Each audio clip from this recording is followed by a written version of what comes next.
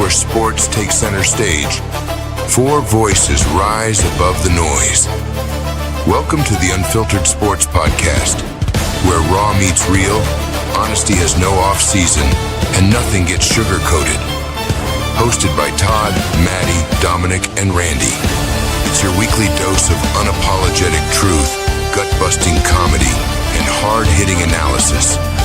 From recaps to pick'ems, no filters, no excuses, just sports the way it was meant to be. This is the Unfiltered Sports Podcast.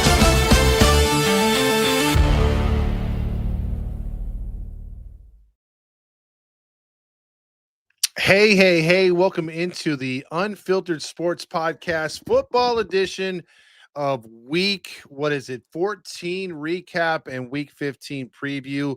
I hope all is good with everybody out there in football world. My name is Todd Fox. As we get the show started, to my right is the one, the only, Matty Matt. What's up, everybody? How's everyone doing today? And to his right, the leaderboard right now, little Dominick Lorenz. What's up, everybody? Hope everybody's doing well. And even on a bye week, I am thriving and I'm happy. There you go. And to his right, you got the one, the only, the very happy Jets pod. Well, not really. Randy Yaws. Those jerseys are fire, though. At least you had those. What? God. For somebody with beautiful uniforms that the Seahawks have, you uttering that statement really is nonsense. But it's a skyline. This week sucked. Fucking football is dumb. The season's over. Wait, what's with the smoke, Randy? Listen, I have to agree with Randy on this one, dude. It was a bad week, third bad week for myself. Thank you, though, Todd. Yeah, you're welcome. Captain Save-A-Ho, baby. Captain Save-A-Ho. Oh, man. Save me from the dweller, baby. Yeah, you sure did. I had a terrible week, but before we get into that, we want you guys to like and subscribe, follow us here, and we're going to give you guys the numbers on who won the week here in a second between the viewers and us. And by the way, if we don't beat the viewers, we owe a little cash to the winner of the overall, not only their own jersey and stuff, they have their own prizes. I mean, Dom's got to step it up. Somebody's got to do it because we can't lose on our own show. We're only as good as our weakest player. Todd, get it together. All right. So with that being said, where we were right, where we were wrong before we get into the recaps, and I guess where I was right, I had to go with my hometown Seahawks. I knew they were going to spank the Falcons, but that's a little consolation prize. I was wrong a lot. And I'm gonna take the blame for picking the Cowboys. Man, my Cowboys did not show up against Detroit, so there's where I was wrong. Matty Matt, where were you right? Where were you wrong? Where I was right was the Chargers beating the Eagles. I knew it was going to happen. We'll get into that later in the show. I picked the Chargers to win, even with one hand. Justin Herbert did his thing. Where I was wrong, I thought the streak was in Lambeau with the Bears. It didn't. So I was wrong in that one. So, Mr. Bye Week, what about you? Hey, I will echo off Matty. Where I was right, Island Boy 1-0 this week because I took the Packers over the Bears. Suck on that. Lambeau Leap does its justice. How about that? Where I was right, I'm going to put me and Randy in this boat too. This is a part two. The Jags continuing the streak against the Colts in Jacksonville. Yep. That was massive. Where I was wrong, even though I picked the Bills to beat the Bengals, I said I wouldn't be shocked if the Bengals win out and get to the playoffs. There's still an opportunity. It is as thin as a hair. They have to win out, and they need a lot to happen. But the Bengals playing so good up until Joe Burrow throws 2 interceptions and 1 for a pick six. So, unfortunately, Joe Burrow dropping the ball at a worst possible time.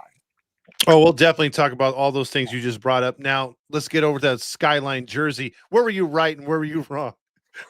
Well, where I was right, them Jags, man, and had the Texans beating the Chiefs. Where I was wrong, Cowboys, Bengals, Browns, Redskins, Jets, Bucks, Ravens, Bears. Fucking assholes.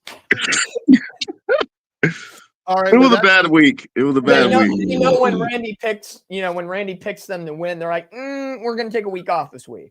Yeah. and see, here's the thing. We suck so bad this week.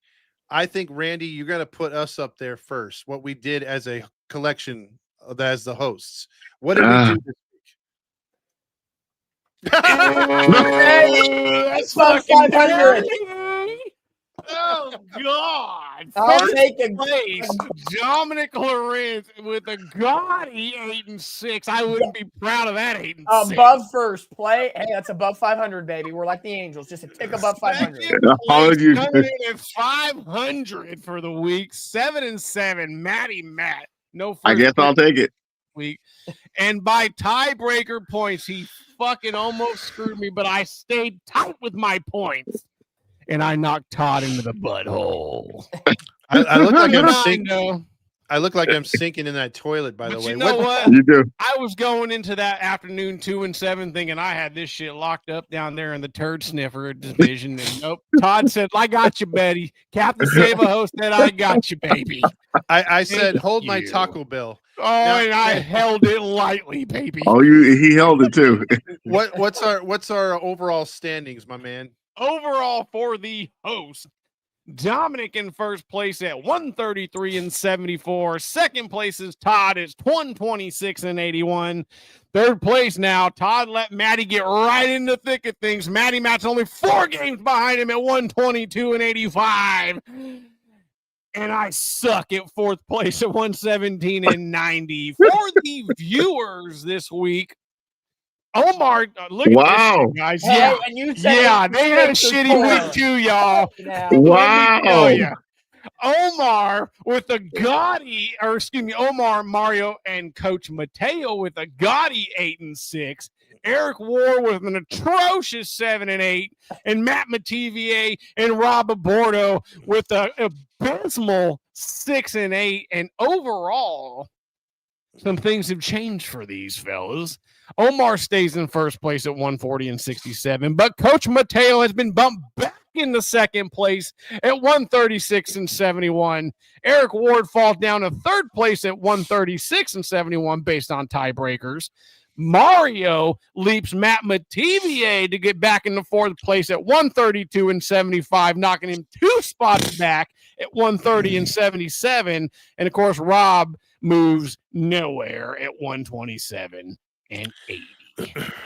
Man, oh man, Petridge Farms remembers when I had a 4-game lead on I remember. But they're slowly forgetting. What an 11-game difference over the last 5 weeks. It's been amazing. Oh, it's been football sucks. Yeah, I've fallen off like no other right now.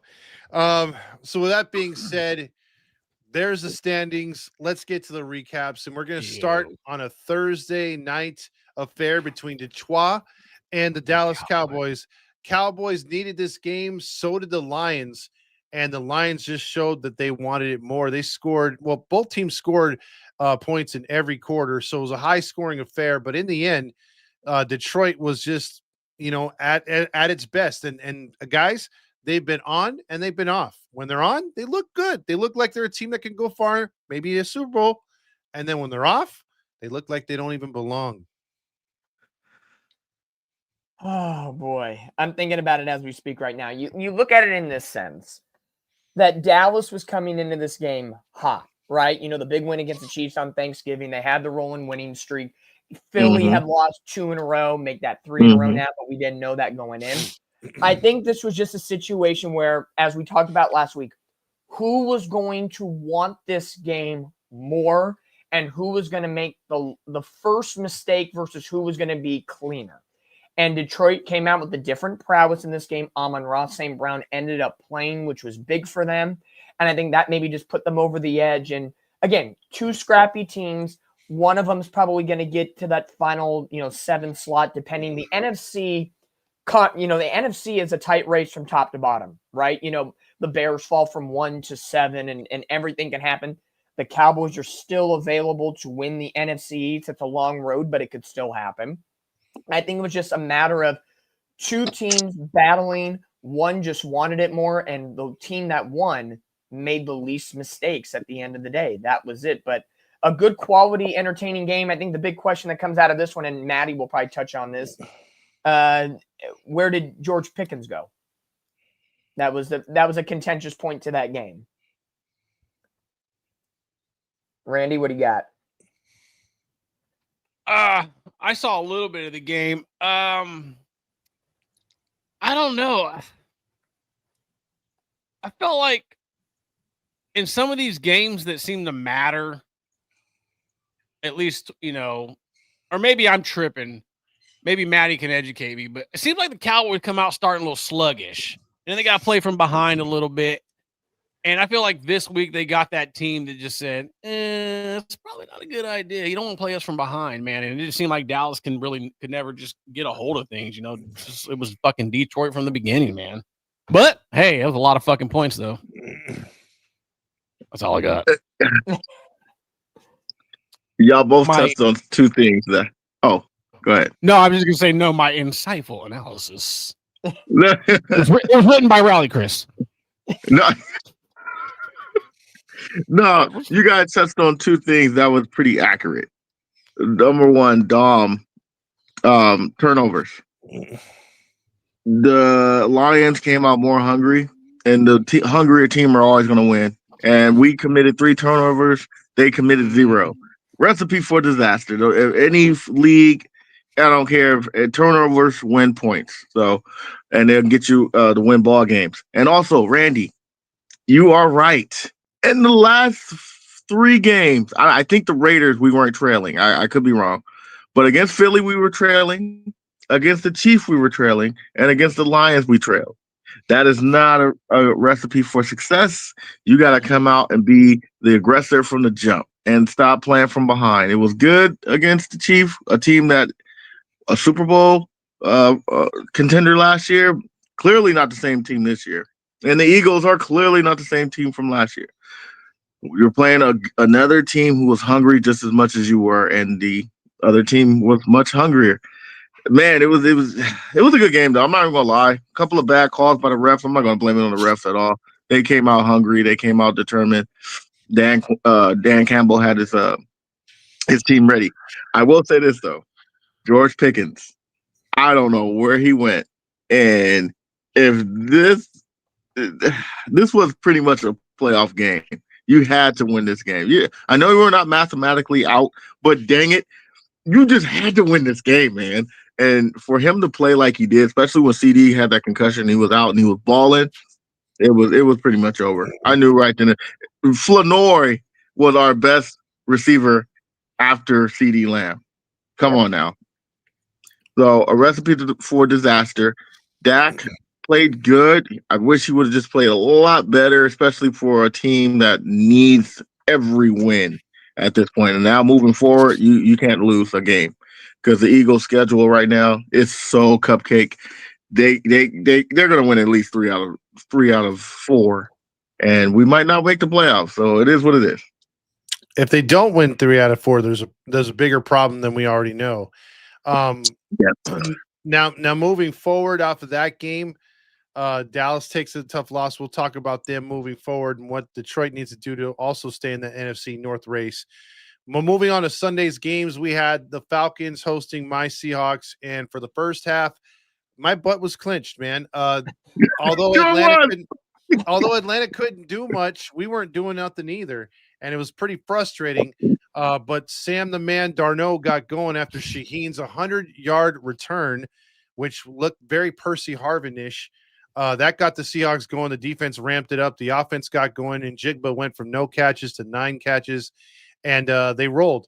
So for me, there wasn't much to talk about. This should have been the score. It just should have been more like this in the first half. But all in all, the Seahawks took care of business, man, and got a big win, 37-9, and they're staying in that hunt for first place. And now the division, to me, is going to come down to unfortunately, a stupid ass Thursday rivalry week Jersey night.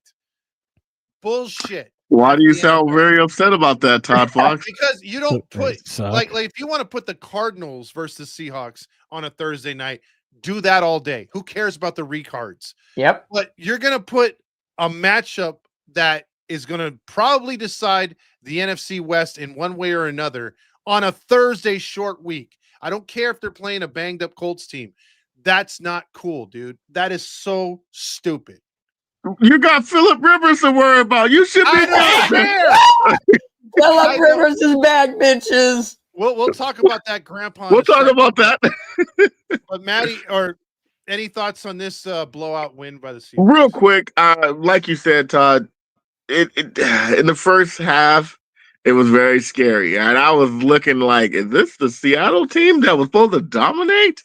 It was 3-3, and then it was 6-6, and then it was 9-6, and then it went from there. And then you guys turned on the juice in the second half and didn't look back at all. You completely shut them down, I believe, in the second half. Like you said, it should have been something that was done earlier. But you played to those teams, and then you try, you're just going to see how they are. But like you said, supposed to step on their necks from the league and just crush them. But they did. They ended up doing it. So nothing to talk about. Your boy Sam Darnold was looking kind of scary for a minute. Darno. And then Darnold was looking kind of scary, but then he turned it around. Good team. That's what good teams do, though. Yeah. Yeah, here's the fun thing about this game. We know this was a game that Seattle was going to win. Yeah, it looked a little scary. They got the job done. That defense is absolutely legit. That defense knows how to force turnovers. It is. And they capitalize with the pick six or a fumble recovery or block. They just don't intercept the ball. They make something out of a turnover. And that's what makes them scary. It's looking like Legion. It's looking like Legion. Not Legion of Boom. It's getting there. It's getting there. Whatever. Todd? It's the toddler version of Legion of Boom. That's the best I can say. We need a new nickname, but I think they're reaching that kind of dominance. This is what I say about this game. It continues to play into my master plan that I discussed. Here it is. Let's remind the folks what that plan is, Dom. I'm just letting you know. You can go on to ESPN. They have the playoff simulator. You can pick wins. I'm just saying this is what happens. Niners win out. They beat Tennessee, Indy, Easy. Bears. Easy. Okay. Then, and this is crazy, that wonderful Thursday night game that Todd is dreading, I need Seattle to win that game. Go Seahawks, right? Then why do you need them to win, Dom? Because if the Lions beat the Rams this week, that would give the Rams 2 losses, which means the final week when Seattle comes to the Bay, it is a winner-take-all for the division and potentially for the number 1 seed. Goddamn motherfuckers. I don't know if you want that, Dom. All I know is that it would be entertaining.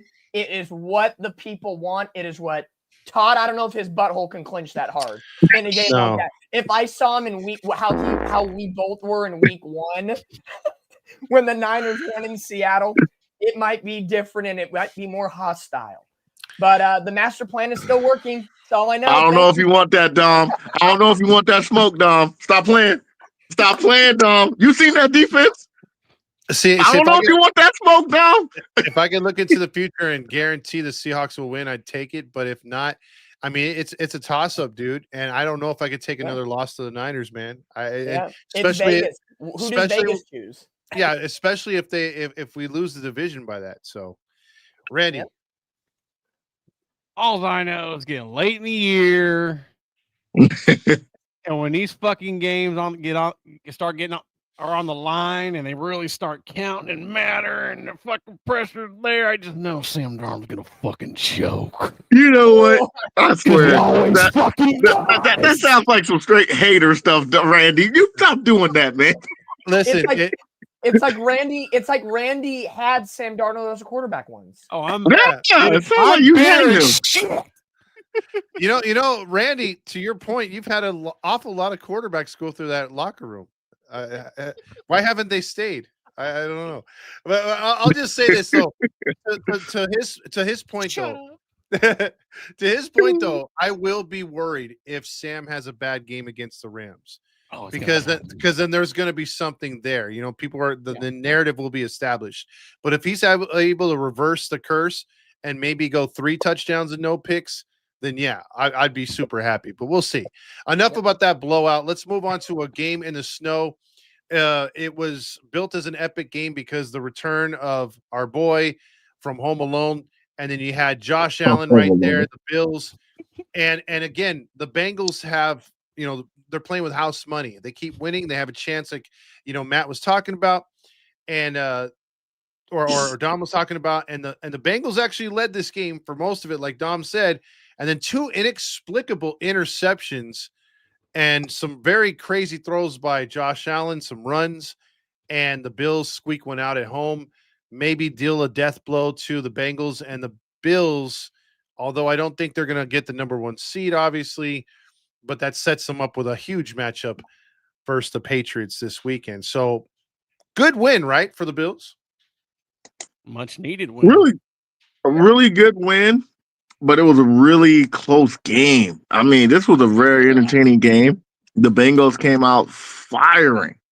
And they fought like their life depended on it, or their playoff life depended on it. And that's how you're supposed to play. Even though they lost the game, I give them credit for their heart. But the Bills, man, they also look like they were a team that was destined to come out at least fighting for that. I don't think they're going to win the division, but they were fighting like they were something to prove, man. And they came out gunslinging. And Josh Allen, that boy is a bad man. He can run it. He can throw it. He can do it all. Just a bad man. That's all I'm going to say. Yeah, man. Josh Allen, it's looked inconsistent at times this season, but there's been so many opportunities where Josh Allen has gotten the job done because he has been the catalyst of that Buffalo Bills team. Like James Cook has been really good early on in the season, but then he's kind of tapered off. The wide receiving core is subpar, mediocre at best. This is Josh Allen's team. Again, I really like what I've seen from Joe Burrow and the Bengals, even though the interceptions were inexplicable. If Joe Burrow was healthy, Cincinnati would be the runaway winner of this division, right? Like, there's no question about it, the way that offense. To me, the Bengals remind me a lot of the Cowboys. They have a high-powered offense and a defense that's subpar, mediocre at best, and that causes a lot more troubles. Here is the scenario, and the master plan, as I call it, if Cincinnati has to get in. They have to win out, no doubt. Mm-hmm. They can't lose again. Pittsburgh can win no more than 1 game, and Baltimore can win 2 because Cincinnati, by beating them this upcoming week, would own the tiebreaker. So it would be, if Cincinnati got in the playoffs, the Bengals would be a sub 500 team at 8-9 going into the playoffs and basically being the 4 seed and hosting a playoff game. So there is a chance, but Pittsburgh's schedule seems to be cakewalkish with the Dolphins and the Browns and this. So it's going to be hard for it to happen. But again, it's the NFL. Vegas has its odds. I've seen stranger things happen. It's giving me that year. By the way, that's a good series. That year, you guys were 7-9, Todd. Who was your quarterback? Was it Dilfer? No, it was Matt Hasselbeck. Matt Hasselbeck, yeah. Didn't you guys win the first playoff game? Yeah, we beat the defending Super Bowl champions. Yeah, the rattle to the end zone. Yeah. Listen, Joe Burrow, a bad man too. Yep. Oh yeah. And let me tell you, if that motherfucker had a running game, Cincinnati Bengals would be a good football team. I mean, did you see that fucking touchdown pass he threw to T. Higgins, brother? And that catch? Oh. That catch? Yeah. I'll give beautiful 3 first-round picks for Joe Burrow. Yep. The Bengals might do it. Bengals might do it. Yeah. I don't know. Their coach doesn't seem like he's on the outs. I just think Cincinnati is going to be one of those teams that even if they're mediocre or have a year like this due to injury, they're going to keep the band together and try to bleed as much life out of it as possible. I fully see the Bengals, Burrow, Chase Brown, T. Higgins, Jamar Chase. They're going to run it back next year and basically pin their hopes on Joe Burrow staying healthy. Because we've seen two or 3 years in a row he's gotten hurt. Yeah. And it's almost like we're going to disregard it. We're going to disregard it. How far can you disregard it until it's too late? That's true. Wait, go back to what you're saying. It came down to the running game. I mean, Yeah. Ultimately, I mean, Dom, Buffalo ran it down the fucking throat. You don't think the Bengals head coach is on the hot seat? I think he, in a way, should be. I think he should be.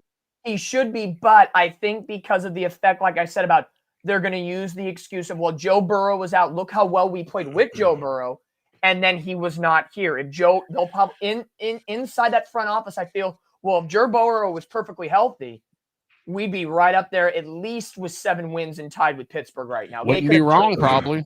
No, I agree with. They really need a running game, though. They really need a running game. I agree, Randy. No, I Jake agree Brown with is pretty good. Nah, they need an offensive line too. But I will agree. That's what they really Chase need. Brown on his 12 carries had 23 yards. Well, I will agree with the Bengals not having their coach in the hot seat. It's the same thing where Stefanski for Cleveland shouldn't be on the hot seat. It's an Ohio thing. You have 2 franchises that haven't won in a long time. They're getting any kind of productivity or they have any kind of optimism. You're going to keep them around. I mean, for God's sakes, this team was in the Super Bowl just a few years ago. So they're not like the Eagles. It's not like the Eagles where they could win a Super Bowl and fire the coach right after. You know, like it's what it seems like. Like there's a long ass leash. As short as the leash is in Philly, there's a long ass leash in Cleveland and also in Cincinnati. So, and screw you, Mateo. I hope we beat your ass. It's Darno, by the way. Now let's move on to a game that featured the number 1 pick in Cam Ward and the should have been, according to ESPN, the number 1 pick in Barack Obama for the Cleveland Browns. And again, I'm going to bring it up. That man is Shedeur Sanders. Kendrick Perkins said that this man is as important as Barack Obama. Get the fuck out of here. I don't agree with that, but now, before I get to what happened in this game, because you know we are talking about the Titans and Browns here, but I will say what ESPN said, which just automatically, I mean, I was half awake going to work, and this got me into rant mode to myself in the car. The guys literally said in the same sentence, at the end of the game, when it was 31-29, why would you take out Shedeur Sanders, a.k.a. Barack Obama, and go with a wildcat on that 2-point conversion? And then he said, well, it's because, and then the same guy, mind you, said, even though the Cleveland Browns in every 2-point situation all year have run the wildcat, why would you do it now? They're trying to blame the coach. It's like, well, bitch, you ran the play with the same formation all year. Yes. So yeah. Why and would if you think about it, and Judkins, when he got the ball, if he did execute the little toss, there was nobody on the opposite side. That was a Judkins error that he didn't flip the ball, not a coaching error, not a Shedeur. Like, come on. Exactly, Dom. And the last thing I got onto it before I pass it over to Matt, that is why, and what pisses me off, when the league and ESPN and all these other shows want to gloss somebody, they'll go to the far extent to gloss and make excuses for a certain player. And that's what, again, they're doing with Shedeur, because it's like, oh, no, we need to fire Stefanski.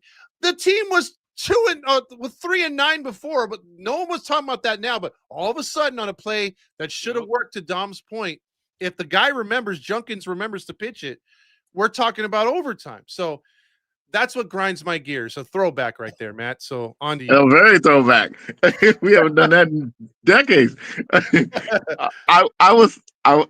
Wait, are you finished, Todd? I'm done. Floor is yours. Okay. Now, I'm big on Shedeur Sanders because, number one, I think he's being screwed. I'm not going to be all like the ESPN people and just blame everything on everybody else, but I'm going to be keeping it real.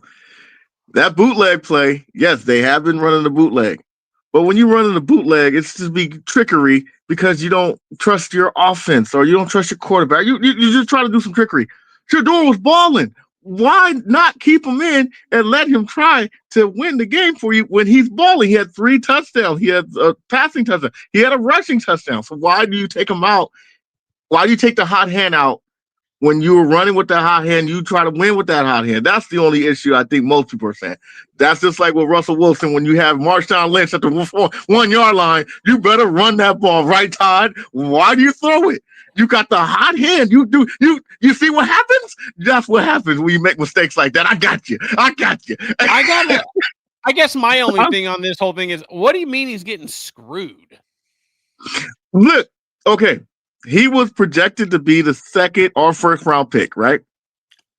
Projected. Based on fucking what? 13-12 record at Colorado? Did we know anything about Colorado until he? How dare you? He got his jersey retired. How dare you? Let me ask y'all a question. Let me ask y'all one question. Have y'all ever watched a Colorado game before Shedeur and Deion? I rest my case. The answer is no. He turned that franchise around. Yeah, the 90s. They showed a lot of Colorado games. I heard the 90s. Yeah. I watched one Shedeur Sanders game at Colorado, and it's when USC beat them. That was it. Okay, you watched it. For USC. Look, he was projected to go. I'm not saying look, talent-wise, whatever. He was projected to go that high. Why do you draft him in the seventh round? Fifth round. I'm sorry, fifth round. Well, come on. He was a head case when they interviewed him. Well, that not only that. Well, Deion was a head case too, and he proved it. Yeah, but Deion, different That's what I'm era. 2 years. He fucking played 24. He played 24 games. He threw 64 touchdowns. Okay, I'll give him that. Where's his? He threw 13 interceptions, but he had a 13-12 fucking record. And he's not a winner. And again, most of those years were when it was the Pac-12. He's a game above 500. Yeah, trust me. This is my take on the whole situation. Here's the thing that everybody has, glossed over a little bit, and to Todd's point, as the young kids would say, you're glazing him on ESPN. The young kids say those things. Yeah, see what happens? This is the elephant in the room. It's got nothing to do with Shedeur. No. How the hell did you lose to Tennessee? Wow. That's the big one. Overblown, overhyped. This Browns defense that looked somewhat sharp against the Niners and has looked sharp at other times. Tennessee locked them down, and Tony Pollard, who? Yeah. He ran for over, 2 touchdowns of over 50 yards. Remember that guy, Matt? Yeah. Oh, yeah. Like, holy Moses. Yeah. This was a game where Tennessee, this will probably be their best game of the season. And this probably just took them out of the running for first overall pick, funny enough. But to me, yeah, Shedeur fantasy football-wise had a great game. Threw some touchdowns, ran the ball, did everything that he was supposed to do. I think what grinds me in this case is ESPN and all the media and all the people are saying, look what he's doing. It's like, no, this should be the baseline of what he should be doing. We shouldn't be touting him up as the Messiah. He did nothing special in that game, but he played well. Okay. If he performed like this 5 straight games against, let's say, 3 playoff quality teams and 2 shitty teams, and you saw a variation of defenses, then I would say, okay, Cleveland, use this. But you're playing, you couldn't really ball out last week when the cold against the Niners, but you balled out in the snow against Tennessee. Although I was laughing at him a little bit at the beginning of that game. I was like, what the fuck are you doing, dude? You know what I'm saying? Again, are they going to, they already announced he's going to be the quarterback to start the rest of the games this season, which to me, might as well. Right choice. We'll see how the offseason goes. I will be perfectly honest. I see Shedeur Sanders being the starter for Cleveland next year, the beginning of next year. I don't think they start Dylan Gabriel. This is 100%. It's, master plan is the theory tonight. The Cleveland master plan. I guarantee somehow, some way. I don't know how and I don't know when. Deion Sanders becomes the head coach of the Cleveland Browns. Oh my God. I see it. It's going to be like LeBron and Bronny James. That whole scenario. I feel it happening because, like Todd said, the Ohio situation between Cincinnati, they're used to mediocrity. They're not used to winning. But what could get the eyeballs in the state of Ohio and more so to Cleveland than Cincinnati? Deion with Shedeur, that will get more eyes than Joe Burrow, Jamar Chase, and T. Higgins. I'm just saying.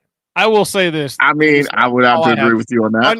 The best part of that fucking whole game was when because I was watching on Red Zone, and Scott Hampton, does the Red Zone and all that shit. And there was a segment from that game that was that they featured, and I guess it was sponsored by Dude Wipes, and it was the Tony Pollard run. It was like, yeah, that run defense could use a Dude Wipe. That's a good pull. I fucking could not handle Hey, myself I'm sorry. when he said And that. this is why I keep saying I don't care where, as long as if it's not a Niner, it better not be within the division or NFC. Myles Garrett needs to get the fuck out of Cleveland. Oh yeah. Yeah, he needs Come to. Yeah, he on. do. Like, Don't be a jet. and not even like that He do. mother effer deserves to be on a quality team. Like he Yeah, is he a do. baller. He do. He's Future loyal hope. to a fault though. I will say three last things on this game real quick, and one is brought up right now. I think Deshaun Watson. They already say he's coming back next year. They got they're not going to buy him out. So, my hot take is that Butthole Tickler will take over that job. And two, Shedeur Sanders, 23 of 42 against the worst ranked defense in the NFL. So it's not like he went 37 of 42. So there's that. Man, And again, I want him to start these last 4 games because he will be exposed for the fraud that he is. And by the way, Matt, to your point, you're talking about Marshawn Lynch, not scoring in that Super Bowl where they could have been back to back. Do you have a VCR to maybe watch some of those Cowboy highlights? you know what, man? You're being very disrespectful, man. You know, I taped that last win we got 95, so I rewatch it every now and then. Was it on EP or SP? Moving on, Vikings. You're disrespectful. He said a VCR. Hey, it's been that long ago. You had scary number 9 beat the Commanders. The only thing I'm going to say about this, and this is what pissed me off, Daniels is a damn good quarterback. I like him moving forward. Now, is he having a sophomore slump for the Commanders? Yes, the whole team is. I was disgusted with that joke of a vast franchise of the commies, because why would you have him start? Why won't you just protect your asset and save him for next year? He threw an interception, and the player lit him up on the block as he was trying to make a tackle. And guess what he lands on? That arm that we were all cringing a couple weeks ago that was nearly twisted off. Why the hell would you put your franchise in that position? Oh, I know, because they're the Washington woke.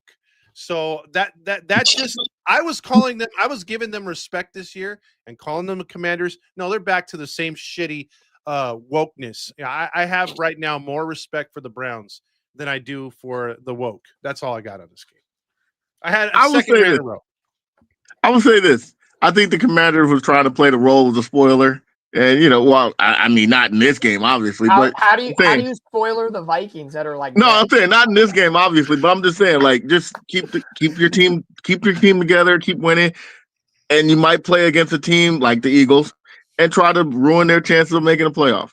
Now, chances are it ain't gonna happen because, like you said, Todd, Daniels got hurt. Who knows if he's gonna finish the season? Mariota is not. Yeah. So I have to agree with you. You do protect your asset on that one. So in a meaningless game like this, I would not have played him.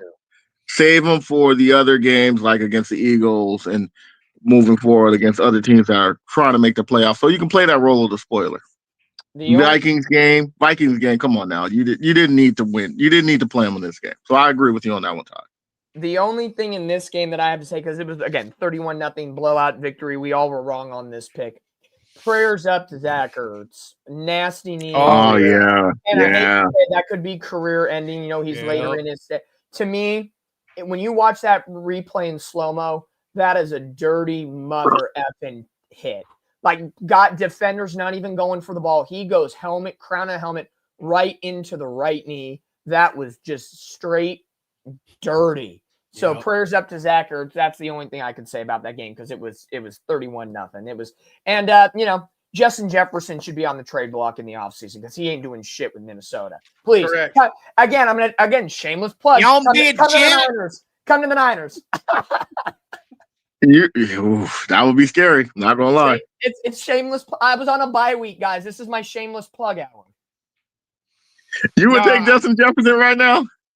Fuck yeah. Hell yeah. You would? Minnesota Vikings can have Brandon Ayuk and a bunch of draft picks. I'll get my first round. Yeah.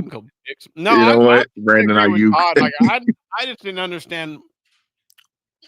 Honestly, why they would be playing Daniels that quick. I after that arm injury, I probably would have just fucking locked him down the rest of the season, dude. Like, I am not going to chance my franchise quarterback. That was fucking nasty. Takes that big hit, and he goes to the blue tent, and I'm just like, oh, fuck, here we go. So, yeah, I'm with you. Stupid fucking franchises are always going to do stupid shit. Trust me, I fucking know. And they're going to play him. They already said, Dan Quinn said that he could have went back in that game. He was fine, but they were losing. So I guarantee Jaden Daniels is going to start this week for the Commanders. I have a feeling. That's so stupid. Fucking stupid. I wouldn't, man. I would sit him for this week. Now, the rest of the year. Now, moving on to those awesome jerseys of Randy, the Jets hosted the Dolphins in loafers right there. The coach.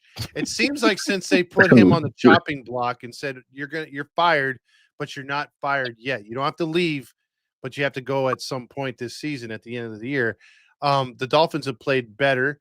They're 6-7. This was an ugly game, straight up, 34-10, and. Hey, look at here. Another new starting quarterback for the Jets. Yeah, baby, Ray Cook. Good God Almighty! It's a Jets requirement to start at least 3 or 4 different guys in a regular season. It's a prerequisite. I don't care what coach it is. I don't care what freaking free agents you pick up. Hey, the Jets. If Daniel Jones didn't get hurt, who knows? The Jets could have called Phillip Rivers. Oh my God! You know what? Fuck y'all. At the end of the day, you're still Angels fans. That's the word.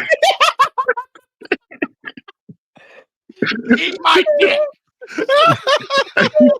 Hey, I didn't say nothing, Randy. This is for Randy. Teamer said Tua finally won a cold game. That's true. That's true. That's very true. That's a good point, Teamer. Cold. It wasn't that cold. It was cold enough. Hey, anybody got any other comments on this game? I will just ask Randy this one question because this is a Jets fan. Are we firing Aaron Glenn? Or are we keeping him? I don't know. They've been playing a little bit better. They played shit. They have actually. For what they got, they've been playing pretty good. Nah, I think they'll keep him. I mean, I don't know. I'm still on the fence. I'm intrigued about the GM though, but like, they kept Saleh for multiple years, so why not keep Glenn for an extra year? Yeah, I guess I'm in that boat where I don't like firing guys after a fucking year, especially the way the Jets do. Like, it's just that's when circus fucking shit starts getting written in the headline. I'm trying to avoid that shit. I gotta avoid that shit. It just gets annoying after reading it for fucking 15 fucking years. And they did it early in the Rex Ryan years too. Even when we were winning, they were doing that stupid shit. Fuck them. So, but no, I just want to avoid that shit, man. Yeah. Give them 3 fucking years. See what you can build. Who knows? Maybe we win like 8 games next year. We'll see. Yeah. All right. My only take from this game is I honestly believe Loafers himself is going to be the coach of the Dolphins next year. I think he's winning himself a spot. He's winning himself a spot without Tua. Devontae Achane's been really nice, even though he left the game. He probably will be back. Tua's looked good enough. It hasn't been dazzling because of the run game. And their defense, I will say the Dolphins' defense has played better for the last 5 weeks while they've been winning. So I have a feeling just kind of like Cincinnati and like Cleveland, mediocrity likes to keep mediocrity. I think the Dolphins will say, let's give McDaniel one more round and see if he can do it. And then like after 4 games, if they're like 1-3, okay, then fire. Like it'll be, then you hamstring your franchise by trying to get an interim coach next. Like I can totally see that scenario playing out. Yeah, Dolphins gonna be in shambles next year. Come on, it's the year of shambles, baby. It's the year of shambles. I mean, their schedule has been pretty Charmin soft the last 5 games. That's probably why they've been winning. I ain't gonna lie. Their schedule was pretty soft. Imagine if they had a good start, you know? Yeah. Yeah, just 2 or 3. If you flip, you flip 2 games instead of being 6-7, you're 8-6. No, 8-5. Yeah, 8-5. You're 1 game back of the Buffalo Bills and basically 1 game back of the Chargers. Yeah, you put pressure. Different complexity. Oh yeah. Now, it's been a little quiet around here. There's been no Landon, and that's I know a reason why. I know since he talks shit about my Seahawks. Stop it, Todd. And barely getting a win over my Stop. Seahawks. Remember when Tampa Bay was so awesome to watch and they were winning and all these games at the end, the very end against these teams? They're swamping. You're being petty. You're being petty, Todd. Not so much, Matty. You're being petty. and I remember Matt said, you know, I'm not going to really pick the Buccaneers to blow them out because it is a divisional game and there's something to that. And lo and behold, Matt was right. Well, usually when he calls it out like that, he's right. And he was right because the Saints came to town. They came marching into Tampa and beat the Buccaneers. You're petty. You're very petty, Todd. Panthers don't get their shit together. The Bucs will back their way into the playoffs. Hey, think about it this way. I said 2 weeks ago that it's going to come down to the two games between Tampa and Carolina. Yep. Look at they're going into this week's game in a tie for first place. Who would have thought? Not us. Here's the fun thing, and this would somewhat play into Todd's laughable favor. Again, I had a bye week, so I don't have a game to talk about. So back to the master plan. If the Niners were to win the division and the Rams suck, guess how this would shake out? Seattle would become the 5 seed, and if Tampa Bay wins the division, they'd be the 4 seed. Todd has that opportunity to get redemption in the first round of playoffs. Oh, I'm just saying, you're welcome. I would love to beat their ass. If that's what it would take, I would love to take them out. That is Todd's consolation prize if he can't get the number 1 seed in the division. Yeah, unfortunately, I would take that. Yeah, but beat their ass. Hey, the Saints quarterback was looking decent. Tyler Show. Tyler Show's looking really, He ran the ball. He looks like he's in charge of that offense. And I think New Orleans, I'm not going to say, okay, let me rephrase that.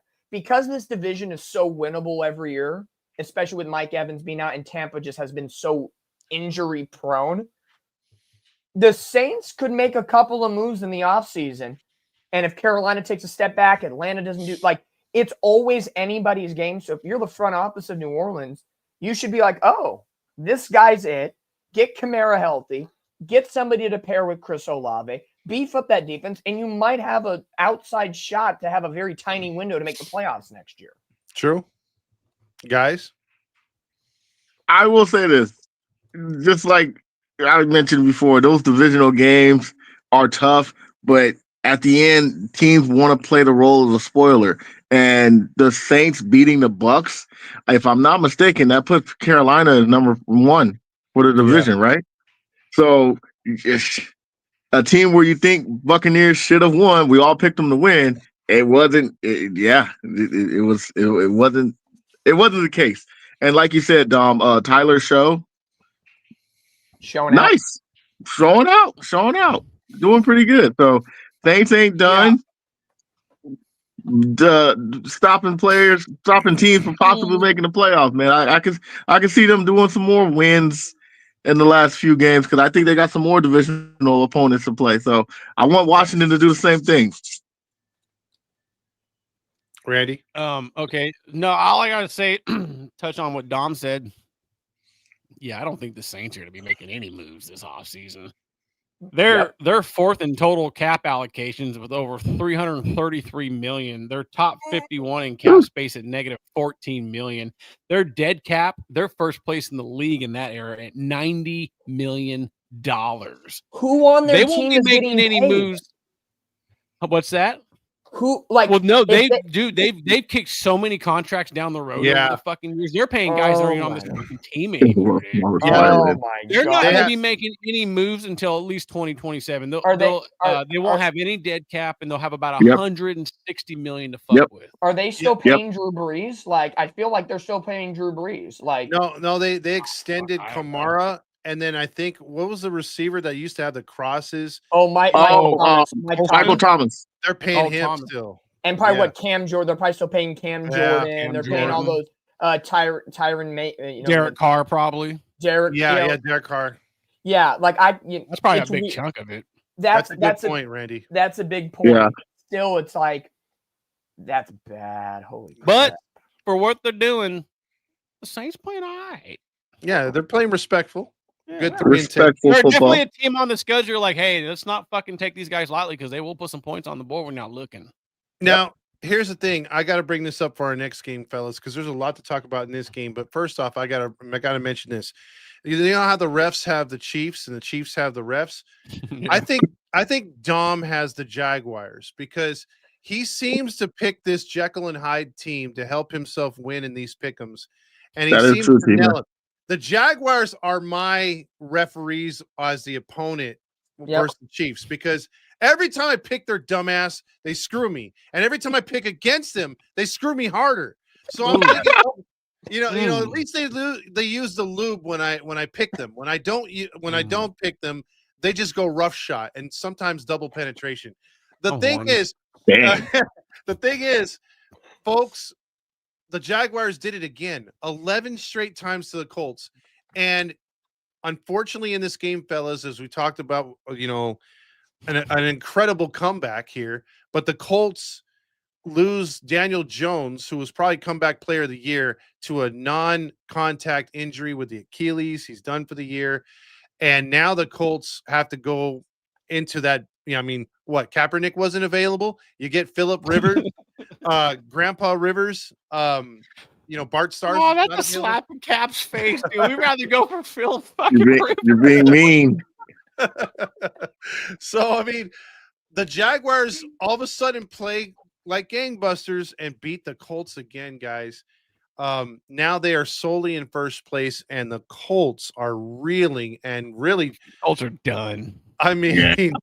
My Colts are done. Colts are done at this point, and it's rough because they have the short end of this. They got the Seahawks this week, the Niners next week. Like, they have a tough gauntlet. Jacksonville isn't too bad. Coming on hot. I know we'll talk about Houston later because they beat the Chiefs on Sunday Night Football. But 9-4 Jacksonville, and they have the Jets, Broncos, Colts, and Titans. I guarantee they win 3 of those 4 games. But Trevor Lawrence is playing better. Jacoby Myers picked up at the trade deadline from the Raiders. He is now their number wide receiver target. He's getting touches. Travis Etienne's running the ball really well. They're just functioning at the right time. There's still, to me, something about that Houston Texans team and that defense that might sneak, kind of that fuck around and find out team that'll surprise. Yeah. Head-to-head matchup could be big because the Texans, all they have left is the Cardinals, the Raiders, the Chargers, and the Colts. Oh. With that defense, I could see them winning out and going 12-5. So if there's a tie, I guess who would the tie go to in that case? Texans won one. Jacksonville won the other game, so it goes down to points or whatever, strength of schedule. So it's going to be a fight to the finish. Definitely a fight to the finish, but I picked Jacksonville 3 weeks in a row, and they have not let me down. Ooh. Man, I don't even think if Daniel Jones didn't even tear his Achilles, and hope for a speedy recovery for him. He was balling out this year. Yeah. Even if he didn't tear his Achilles, man, this game was over from the jump. Jags are definitely a team where you just don't know who they're going to be this week. And last 3 weeks, man, they've been pretty good. They've been actually pretty good. You can't disrespect Trevor Lawrence. That man is Trevor Lawrence. Don't be so disrespectful. Travis Etienne has been balling. He's been a lot of the reason why they've been winning too. So you gotta give him credit. And that defense, the Jags pretty much shut down the Colts. Obviously, Daniel Jones being hurt. He wasn't hurt all throughout the whole game, but the defense really did shut down the Colts. Even Jonathan Taylor didn't have a great game. So credit to the Jags for this game. Dom, you were the only one. Were you the only one to pick them, right? No, Randy came in clutch at the end. So Randy No, like you said, Matty, if you're able to, regardless of Daniel Jones being in or not, if you are able as a defense to stop Jonathan Taylor, that's the bread and butter of that offense. They can throw to Pittman, they got Warren, but it's the run game that opens up the passing game. So if you stop 100%. That, so Todd and I, our respective teams should look on that and film and get to work over the next couple weeks. Possibly. Yeah. Randy? No, yeah, Jag did what they had to do. I mean, they kept that streak going. Now it's 12 years in a row they've won at home against the Colts. Yes, sir. Crazy. Just bummer, dude. I hate I've been loving the Daniel Jones story with the Colts this season, man. I had the Colts, as one of those top teams. I said, don't sleep on these guys. Don't sleep on Daniel Jones. You put a team around him. He's a fucking real deal, man. And to see a guy go down like that, I mean, he was already hurt, and to see it fucking just end like that, dude. Like it's the Aaron Rodgers thing, fucking PTSD bullshit right there, dude. Yeah. I hate Achilles injuries, man, no matter who it is, because you watch that guy go down and his fucking season's over, and it's like, damn, dude, this guy could have been comeback player of the year. He had the Colts on the. He might still be. He might still be. True. He still might. But he had the Colts at top of the AFC. Even they were 7-1. They were started 7-1, and now they're going to that game or after that game they dropped to 8th in there, so they're not even in the fucking playoff hunt. I mean, they're there, but they're just on the bubble, So yeah, I just hate seeing shit like that, man. Yeah. But I just knew something in me just knew that even with a healthy Daniel Jones, I don't think the fucking Colts play well in fucking Jacksonville. And they could have beat the Rams if it wasn't for that drop touchdown. They should have beat Pittsburgh. Like that team could have legitimately been like 9-1, 10-0. And it they could sure use it right about now. They sure could. Daniel Jones, when he was injured with the Giants, it was another non-contact where he tore his ACL. Yeah. So is he injury prone? I think he's the king. He's non-contact injury prone. Yeah, freak accident prone. Yeah. That's worst. Oh yeah, it's tough. Now we'll move on to a game that featured the battle for first place. As Crafty Southpaw talks about, this could be one of the worst collapses in recent history. It's up there. Yep. The Ravens took on the Steelers from Baltimore. Baltimore had all the advantage going their way in this. It seemed like there's a lot of talk about firing Tomlin, especially if they lose. Aaron Rodgers last year, Brett Favre was talking before the game. Metcalf's a bust. And then look what happens. The Ravens look old, like really old. And the Steelers, who are the older team age-wise, Metcalf balls out, although he's kind of young. But Rodgers has a nice game. The running game was good. The defense showed up, and the Steelers took it to them again and beat the Ravens. And now a team that we thought was going to steal the division. If you look at the remaining 4 games, guys, the Ravens have a real tough go, and the Steelers have 3 out of 4 cupcakes to end the season. So with that being said, Matty Matt, are the Ravens officially done and cooked, or are the Steelers the ones that are playing with borrowed time? I don't think the Ravens are done and cooked because that division is up for grabs from anybody. The Bengals could even win that division. So I don't think they're done and cooked, but they missed a golden opportunity to take a big step forward against a struggling team like the Steelers. So missed opportunity for sure. The Steelers played like they wanted to defend their coach because, like you said, Todd, all you heard this week and last week about Mike Tomlin is it's finally time to get rid of him. He's been in there too long. Aaron Rodgers, DK's not doing good, blah, blah, blah. Rodgers throwing his team under the bus. Wasn't the greatest game, wasn't the prettiest game, but a win's a win, and you'll take it. And right now, they're sitting number 1 in that division, which they had all year for for the first, 5-6 weeks, and then lost it. So is a good way to get back into the thick of it, so to speak. But I did have a question for you guys because Timur brought up a good point. He said that the Ravens got screwed because of that likely catch that was turned off. Was that a catch or was it not? Oh yeah, Catch. That was a catch. You don't think it was a catch? Made 2 steps in the end zone before getting balled out. When it comes, he made a football move. He made a football move, and let's compare it. Wide receivers versus running backs. If a running back or a quarterback that rushes, Patrick Mahomes would have been a touchdown. Oh, 100%. If you are a runner, a quarterback or a running back that leans over and just gets the nose of a ball to the goal line, you break the plane, it's over. Yeah. Why is that not somewhat of the same principle with the catch? The ball is in the end zone. You know why? The path, it's caught. he makes 2 steps.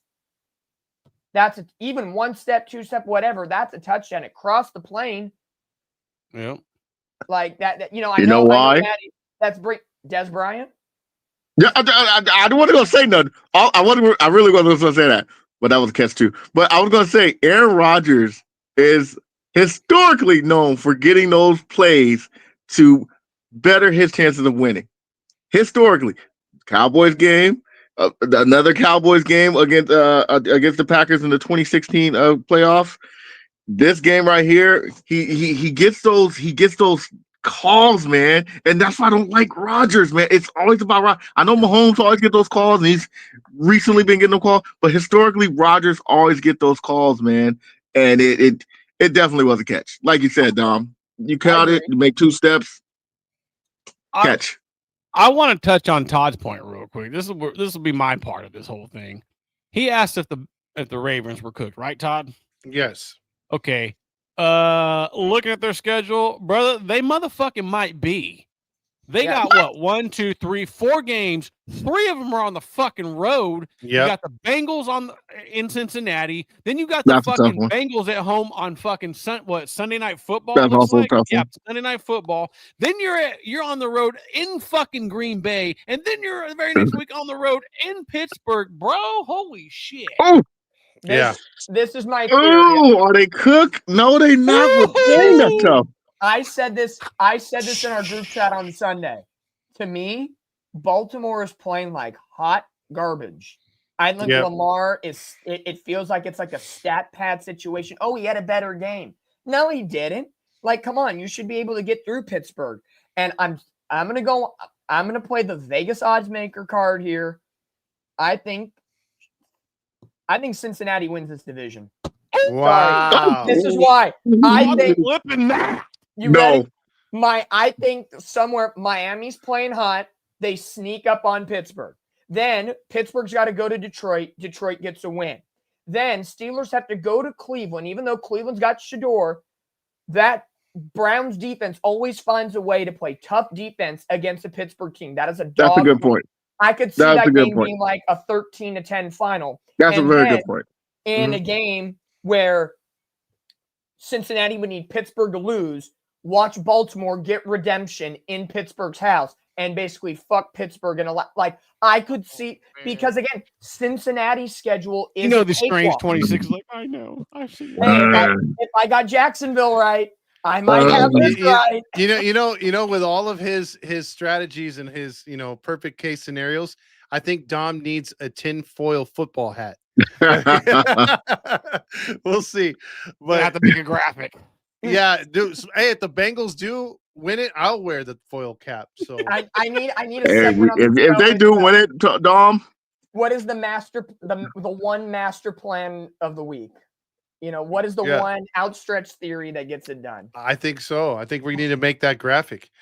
So let's move on to a shit game, possibly one of the worst football teams. Who would have thunk it? Under Pete Carroll and Tom Brady's watch. The Raiders. There it is. This team is a hot mess on so many levels, yet the Broncos barely beat him 24-17. Bo Nix, though, continues to have good games. 31 of 38, 212, no touchdowns, no picks. But it just felt like the Broncos should have won by 30, and they only won by 7. Should've. So I got nothing else other than the Raiders suck ass. Yeah. All I got really when it comes to the Broncos is, I know we've said that, maybe they're probably a year ahead of where they should be, maybe. Yeah.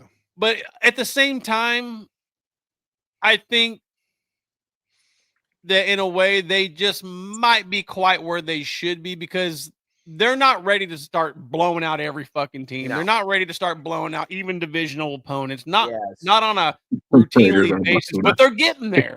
They're getting there. Something might click, maybe as the season gets toward the end, maybe the playoffs, or maybe in the off season going into the next season, but they're there. But I think in a way, I agree that, they might be ahead of schedule, but at the same time, there's moments in this season where, okay, that's what the Broncos should be. Maybe not the greatest, but they can win ball games. You know, they're fucking scrappy. So they're not, and they're a team. When you look on that schedule, and you're just like, oh fuck, okay, we got to bring our fucking lunch pail today, baby.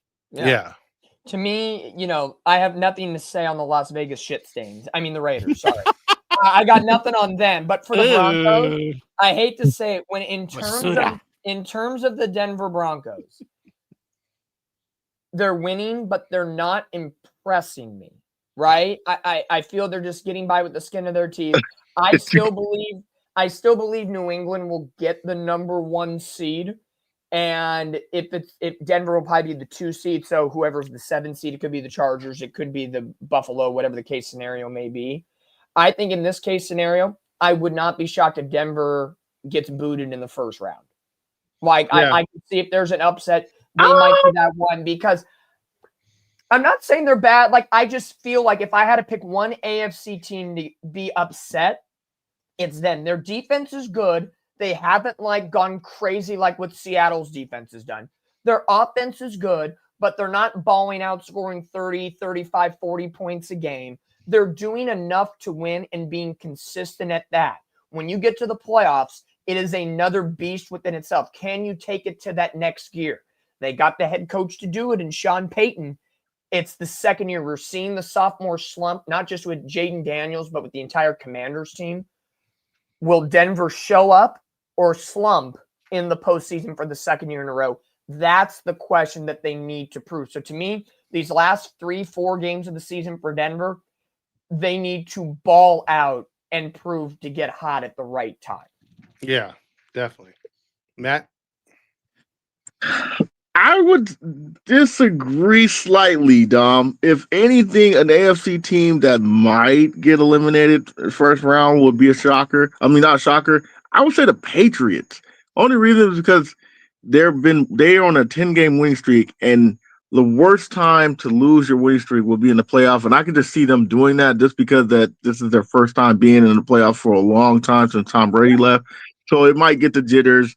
And I can see that happening, especially against a team that's a well-coached team making the playoff. Sean Payton's a very well-coached. He's a champion at that, so I think he might have his team ready for that first game. But I would just say this: divisional games, man. That's all I gotta say, man. Raiders should have lost by murder, but close game. But Raiders suck. I do want to touch on one more thing real quick. Okay, I was looking over this. The Broncos are undefeated at home. They're 7-0. Didn't know Looking that. at the rest of this schedule, I mean, it's not a cakewalk. Yeah. But they got 4 games. 3 of them are at home. They got Packers at home. They got the Jaguars at home. They're on the road against Kansas City, and then they got the Chargers at home. That's tough. So the one thing they got in their favor, like I said, they may not blow these fucking teams out, and they could be real close games, and Bo Nix could just play down to the opponent. But they're fucking at home, so they got that in their favor, man. Yeah, like in this case scenario, like I said, if I think New England gets the 1 seed, so if they're the 2 seed, if the playoffs started right now, they'd be at home against the Houston Texans in that defense. They already played head-to-head, and Denver barely won, I believe. They won on a game-winning field goal. Let's say they lose 2 or 3 of those final 4 games and drop to the 3 seed because Jacksonville wins, right? Then they have to play Buffalo in Denver. That's what I'm saying. Based on the seeding, if they don't get that number 1 seed, I could see them getting bounced in the first round because of that case scenario. Is Bo Nix better than Brock Purdy? Yes.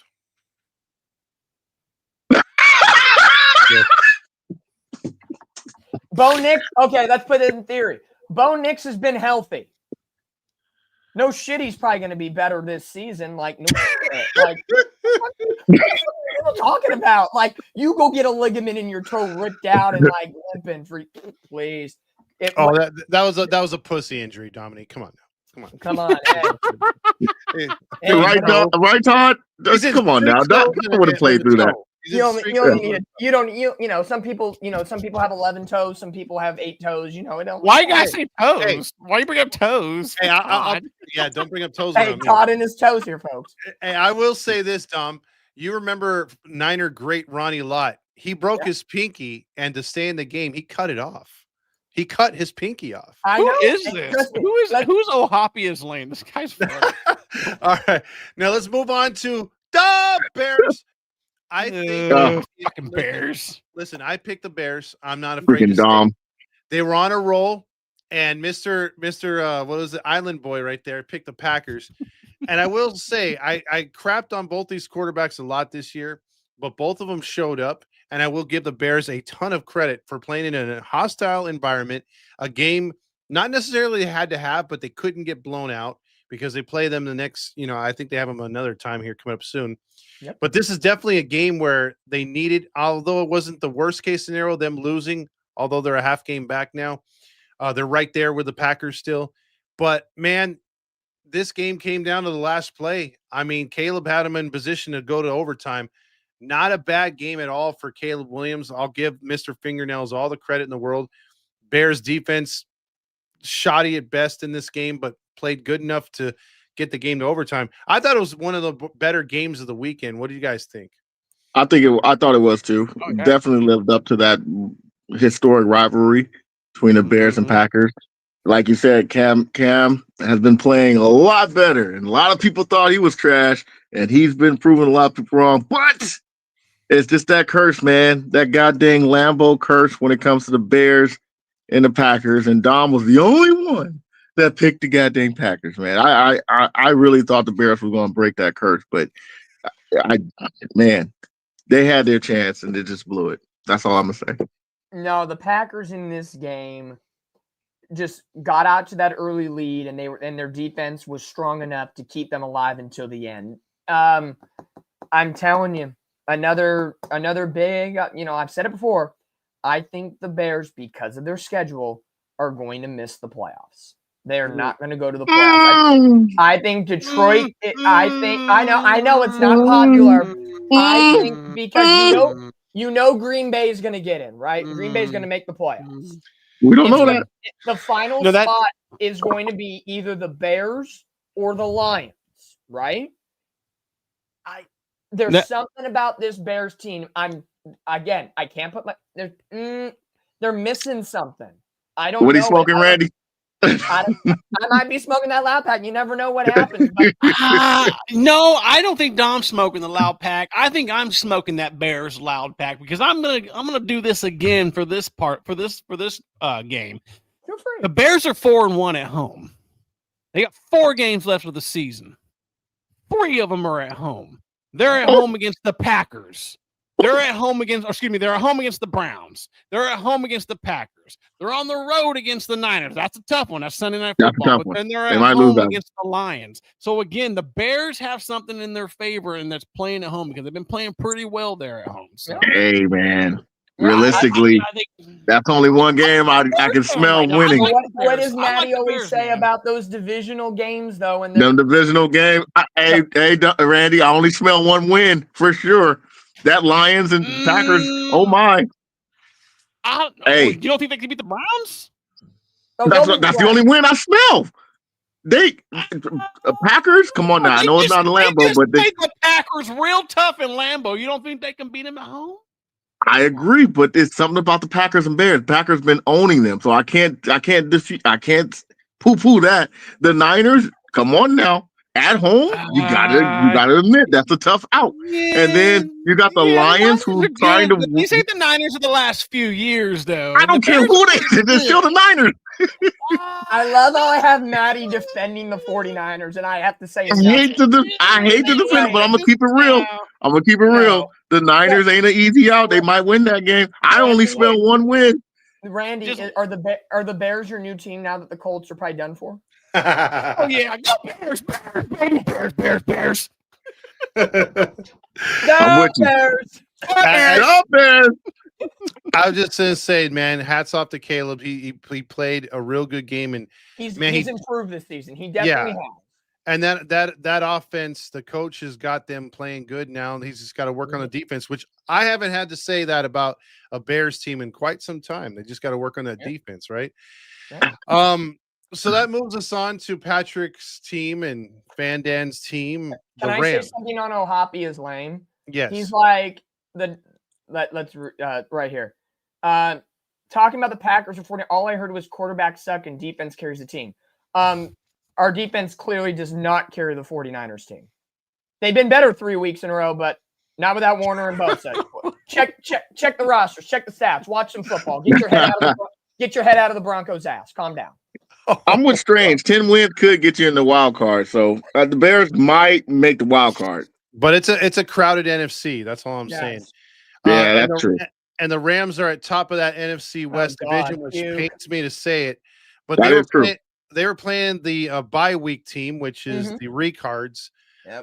Again, this game was close for all of half a first quarter, and then the Recards showed their true color, which is yellow. They get stomped out 45-17. They're like, oh, Puka Nacua? Who's that guy? Let's not guard him. So one of the greatest receivers in the game right now. That's what trash organizations do. And this team is so goddamn trash. And kudos to the Rams. I hate them. Yeah. But, like Matt likes to say, if you're a better team, you want to be dominant, you step on the throat of the other team. And that's exactly what they did to the Recards. Yeah, not much to say about this game. The Rams did exactly, stepped on their throat early and broke their necks. No doubt about it. Puka Nacua, that man is a bad man. Hands down, give him credit. No, the Rams. That's it. If the Rams did not blow out the Cardinals like they did, almost like when the Seattle went into Tennessee and won just by 10. Yeah, I would have been like, Rams, what are we doing here? Like, the Seahawks have blown out the Cardinals, the Niners have blown out, everybody within the division has blown out the Cardinals. So they did what they were supposed to do. Puka may be that bad man, but get off the live streaming when there's naked guys in the locker room. Yeah. What are we doing here? I'm so sick and tired of players trying to be fucking streaming famous and all that stuff. Do it at home on your video games. Why are you doing it in the locker room? What the hell are we doing? I agree. Don't nobody want to see no man's butts and balls and stuff walking around. Nobody want to see there's that. Teammates in there screaming at Puka, get off the stream, and he's like, I don't care, I'm amazing. I'm like, be smart. Yeah, I'm with you on that one, Dom. Locker room is sacred. Yeah. You gotta be We're better. talking about all that, and then Mateo's comment comes up. Run the ball down their ass. Whoa, bad timing. Woo! And this show is brought to you by checkyourprostate.com. Yeah, use 2 fingers. Now we move on to the Peacock game of the week. He said, and then it says Peacock. And then he says cock. And again, look, I said it all last year. We all toot our horns when we're right? Everyone on this show has done it once or twice this season, multiple times. I'm gonna toot my horn again. I said every year, the team that loses the Super Bowl, don't count on them in the playoffs, and sometimes don't even count them to make the playoffs. And what are we talking about, Todd? The Kansas City Chiefs are that team that got their ass stomped in the Super Bowl by Tamir 20's Eagles, and they are feeling the effects of not getting them penalties called every time they turn around, not having Taylor Swift because she's scared. Now I know for some reason, Steve Lee's told me she can't go to these games because her stalker is still on the loose, so she doesn't go to games. So they don't have Taylor I didn't know that. She was at the game. She was at the game this weekend. But they don't show her. They don't show her. Yeah, it's only on social media. Yeah, and so she has missed some games though. And anyway, why are we talking? Anyway, all I'm saying is this team has got. It's Steve Elise's fault. Steve Elise's fault. It is. This team's got a jinx on it, and I love it. I love the fact that Patrick Mahomes is taking cheap shots and they're not throwing the yellow laundry, and that they're dropping passes. And lo and behold, with all that being said, the focus being on Kansas City being 6-7 on the outside looking in, we have the Texans who have risen from the ashes. Remember, we were talking about possibly coaching change in Texans, where we were talking about Stroud's having a terrible junior year. I mean, what's going on? And now look where they're at. They're right there. They're knocking on the door right behind Jacksonville. So, hey, kudos to the Jags as they beat Kansas City in Kansas City. Yeah, I mean, the Chiefs are just dwindling, man. Jesus Christ. Man, bad for them. I didn't think they would be this bad, and I don't think they're going to make the playoffs. I know they still got a slim chance, but that ain't happening. I don't think it's happening. No, you talking about the Texans? No. The Chiefs. They're still mathematically still in. They're only like 2 games out of the wild card, technically. Yeah, this is what I see from the Chiefs. This is a pure setup for them to go balls deep, no pun intended, in free agency this offseason. Yep. They're going to restock, repile, basically go be the Dodgers of the NFL and go back at it next year and say last year. You talking about the Chiefs? Yeah, they're gonna go and do it again and pay for all these free agents. They're gonna Rashid. I don't know, is Kelsey gonna retire? Is he not? What the case may be. I think they go after a tight end. They go get another receiver. They bulk up that offensive line with all the injuries. They have their defense. Randy, I see you. 1 second, 5 seconds. Randy, I feel a Patrick Mahomes resurgent mother effing. I don't see it. Next season. I see it. Randy, you I see your hand raised in the back corner. Go for it. Talk to him, Randy. You talk your talk, Randy. Motherfuckers ain't signing nobody until they release somebody. In 2026, they have a total cap allocation of $341 million. That's third in the league. Top 51 cap space, they're 31st in the league at negative $31 million. And dead cap, they're 32nd. They only have 215, but they don't have a lot. You look at 27. That's when they'll really have. They're going to have over $100 million in total cap space, no dead cap, and so it brings the total cap allocation down. But I mean, could this be the year Kelsey retires? That would give him some money. I don't know if they can go out and sign. I think so. People, but it depends what Taylor Swift. He looks. Do you see him on the sideline? He looks fucking spent, dude. He look like he ready to go make babies. He's got to shake it off. You know what? That was a good one. I gotta give you that one. The unfortunate thing is I could probably rattle off 10 more of those titles thanks to my girl. So again, she's coming in with a Taylor Swifties. But yeah, Randy, like my girl would say, clocked it. You did your thing, Randy. Want them numbers, son. I do want to. I want to do this again. Texans are 4-1 at home, and I'm gonna say it again. 4 games left. 3 of them are at home. You got the Cardinals at home. You got the Raiders at home. You got the Colts at home. The only on the road is the Chargers. I think I can win. I think I can win. I said it at That's the top. win. Making a playoff, baby. The Texans are going to win this division. They're winning the division. Vegas saw it. Vegas saw it 5 weeks ago. I will agree with that. They usually do. It all started when they picked them to beat the Niners, remember? And we were like, how the hell are the Texans with a 5.5 point advantage? 5.5. Spot on. Yep. Yeah, you know what? I think the WNBA superstar blows that division. I really do. Yep. Hey, I want to get to this next game, Todd. Oh, we're getting to it right now. Okay, so raise your hand if you watched the Disney version of the game. I split 50-50. 50-50. I ain't gonna lie, I was doing laundry. I wasn't watching. It was a monster. Even no one existed. It was so much better. Me and Steve at least watched the entire game. On Monsters Inc. Yes, and I will say this. Who was Mike Wazowski? Mike Wazowski was on the Eagles, and you had Sully on the Chargers, and dude, it was hilarious. Like there was a couple glitches that Disney messed up, but why did I know about this? The interception double fumble. Yeah. The ball just stood at the 35. Oh, so this was like the Toy Story one they did a couple years ago. Okay. But on the play Dom was talking about, they left the ball on the 35-yard line. Yeah, and all the players walked away. Or there was like a mosh pit. It looked like they were fighting each other in the ball. Yeah, but the overall, I got to give Disney credit, and I hate Disney. They did a great job, at least recent Disney. But they did a really good job on it. It was funny with the interceptions. The field goals are great. But I got to see the highlights after the game, and I must say this, guys. And we've talked about this the last few weeks. On the serious note with the Eagles, there is smoke where there's fire, or there's fire. Yeah, and there's a lot of fire in that locker room. There's some shit going on that we don't know about. I don't know how you. I mean, again, They had 4 turnovers, 4 interceptions, 3 of which were Hurts's fault. The fumble after the recovery.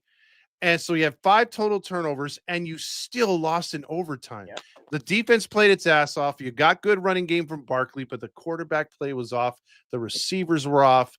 You have some issues in this game, and boy, oh boy, were the Chargers lucky to get this victory, guys. I mean, it was a weird-ass game. So I know Matty's been wanting to talk about this, so you take first dibs at it, my man. I think I was on the island on this one. Yes, you were. Yes. I knew it. Hey, man, I'm just saying. I said it against when they played against when they played against the Packers. Something is going on in Eagle Nation. And Teamer 20, I want you to write down what you think it is, because I'm telling you right now, something's going on in there. Something's going on in that locker room. The team are not playing together. You can just see it in their faces, man. I don't know if it's Jalen Hurts and his inconsistencies the last few games. I don't know if what A.J. Brown has been saying in the media and it's finally kicking in that he was right.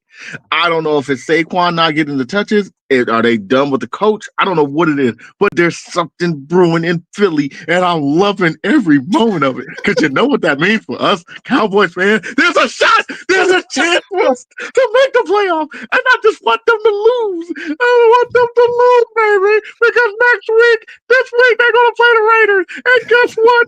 I think it's going to be an upset alert. Oh, yes. I was going to say, is that Paul Bear?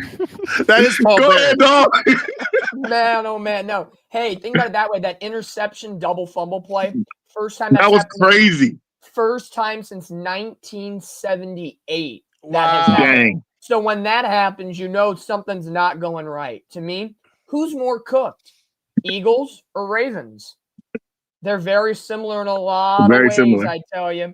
This is my thing on the Eagles. Jalen Hurts is a problem. They're not utilizing Saquon Barkley. AJ Brown runs his mouth. Oh gosh. I'm sorry, we're looking at comments here, folks. God heavens. That defense is good. They're just not tapped. Both teams were allergic to winning this game last night. Allergic. Yeah. Like, how many turnovers do you need to create an opportunity? How many of this? How many of that? To me, any team in the NFC wants to play the Eagles, Tampa Bay, or Carolina in the first round of the playoffs, because it's got win written all over it, right? So to me, Dallas has a shot. Eagles, if you lose to the freaking Raiders, just pack it up and go home now. Like, shit. Like, damn. But at the end of the day, Chargers get the win. They escape. Justin Herbert, maybe he was a little rude after the game in the postgame show. Oh, well. But the man got sacked 7 times, so I'm not going to sit here and say the Chargers did their greatest. I said, both teams were allergic to winning this game. I would have laughed if it ended in a tie because they both deserved it. I honestly thought it was going to end that way, but I'm glad he got that pick. If it wasn't for Sully making that play late in the game, the Chargers don't win the game. That's what it came down to. Randy. James P. Sullivan, baby. Honestly, I got none. I didn't even watch the game. Hey, it's all good. The Eagles lost. That's all we know. What was funny on that Disney Plus game was there was a play where I guess the Chargers were Herbert was throwing the ball and he had Sully being guarded by Mike, and Mike knocked it away. Yeah, Mike Wazowski knocked it away. Like, they're like, what is Sully, like 7 feet? How did he not catch that? That was hilarious. Here's my tinfoil theory. Hey, here it is. Crafty Southpaw said if Philly loses the Raiders, the Philadelphia Nations are going to burn everything to the ground, and I agree with him. And that's what bleeds into my tinfoil theory here. If the Eagles lose and lose the division, get ousted in the first round of the playoffs, or destruction happens, Sirianni gets fired. Sirianni's fired for sure. And here's the crazy theory: Mike Tomlin out at Pittsburgh goes to Philly. Ooh, He stays in the state of Pennsylvania and goes from the Steel City to Fly Eagles Fly. That would be crazy. That would be. What are you smoking, Randy? just real quick, I was just looking at some bullshit here real quick. In 2027, top 51 cap space, the Jets come in second place with over $330 million. Randy on his bill, not a science guy on his numbers, man. Jalen Hurts is a Jet. Oh, fuck. Keep the money. You keep it green. You keep it green. Oh, my God. Please no. Well, that transition will take us into week 15. And real quick, Randy, producer to the stars, give us a quick overview, and I mean quick, on the standings right now for the viewers and then us. All right. For the you want the overall or the weekly? Overall.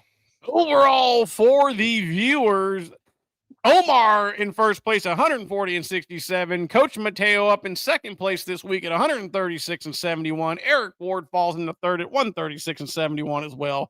Mario leaps up into fourth place at 132-75, knocking Matt Mativier down in the fifth at 130-77.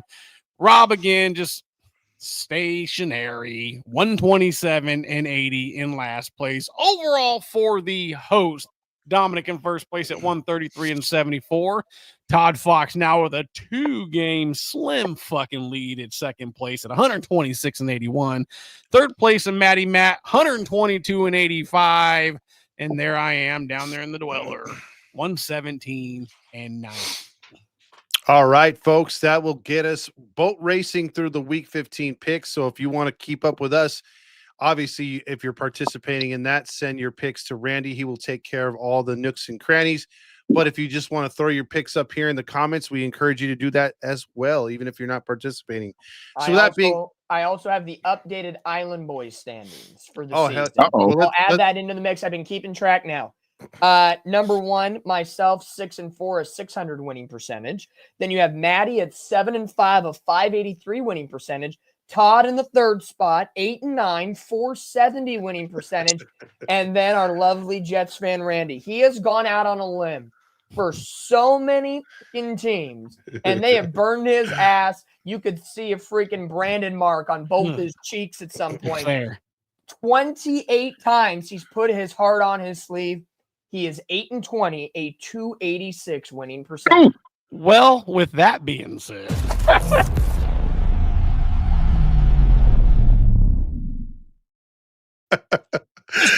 nice transition. Love it. The prime video game of the week on Thursday. It is the 4-9 Falcons going into Tampa. The reeling Tampa Bay Landons, 7-6, going as low as $57. 55 degrees under the stars. 4.5-point favorite is the Tampa Bay Buccaneers. I'll just make it short and sweet. I mean, you got Kirk Cousins as your quarterback. You got no Drake London. You got some Bijan Robinson, but that's it. Give me the Buccaneers to cover and win. Yeah, give me the Bucs. There's no question about it. Close game between divisional rivals. The final score is going to be within 4 points.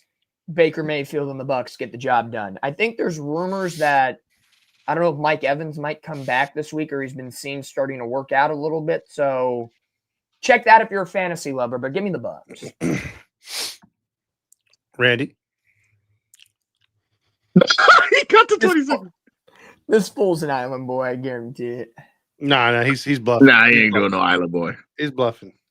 No, them Bucks been playing real bad lately. But you know what? Give me them Buccaneers this week, 20-17. I knew it. The bluff. I'm 0 for 1. Am I losing it? Don't tell me I'm losing it. I am 0-1 in calling bluff so far tonight. Does that count as a victory for me? What percentage is that? 0, right? That's 0. That's 0. We're still at 0. So now we got the Cleveland Barack Obamas going into Chicago to play the Bears. God, you and your fucking Hey, Kendrick Perkins called him that, so I'm going to stick with that the rest of the season. So better get used to it, fellas. Tickets going as low as $139. The Bears are 7.5-point favorites at home. Total points is reckoned by Vegas by 39.5. It's going to be a chilly game, 6 degrees and sunshine in Chicago. Give me that 20 seconds. 20. I like Mr. Fingernails, man. I like them painted nails. They could be Skittles painting the rainbow. They could be the Bears orange. It don't matter. Them fingernails are going to come through with a couple touchdown passes. The Browns will play sneaky good defense, but Barack will have a bad game in that cold weather. Give me the Bears 23-10. Ooh. All right, Matty. I know I'm big on Shador, but I got to keep it a buck with you. The Bears are going to win this one because they are fighting for the playoffs, and they ain't going to let this opportunity get to them, especially if playing at home. So give me the Bears to win this one. I'm going to say they're going to win by at least 2 touchdowns. All right, dumb. Here we go. No, everything that Randy said about the Bears at home is going to come into a factor this week. They should be getting Romo Dunze back, which will help the passing game for Caleb Williams. Mm-hmm. This should be relatively easy for the Bears to pick up the win over the Obamas. Give me the Bears. The Bears. The Bears. Yeah, I only 20 seconds. Give me my Bears. 23 Bears. 14. All right, 23-14. Now it moves us to a game that last time these two teams played, Joe Burrow's triumphant comeback, which is just a couple weeks ago. The Bengals beat Baltimore in Baltimore. Now Baltimore goes to Cincinnati, which looks lopsided, but the way the Bengals have been playing, the way the Ravens have been playing, Vegas still thinks they're 2.5-point favorites, being the Ravens. 52.5 is the total points. They're expecting a high-scoring affair. $34 is your lowest ticket in Cincinnati, and it will be a robust 14 degrees at game time in Cincinnati. So with that being said, give me the 20 seconds. I like Burrow to repeat what he did in Baltimore and beat the Ravens and probably put them close to being out of their misery. This will be definitely a game the Ravens will piss away. The Ravens just look old to me, and I think the Bengals are getting healthy at, I guess, the right time.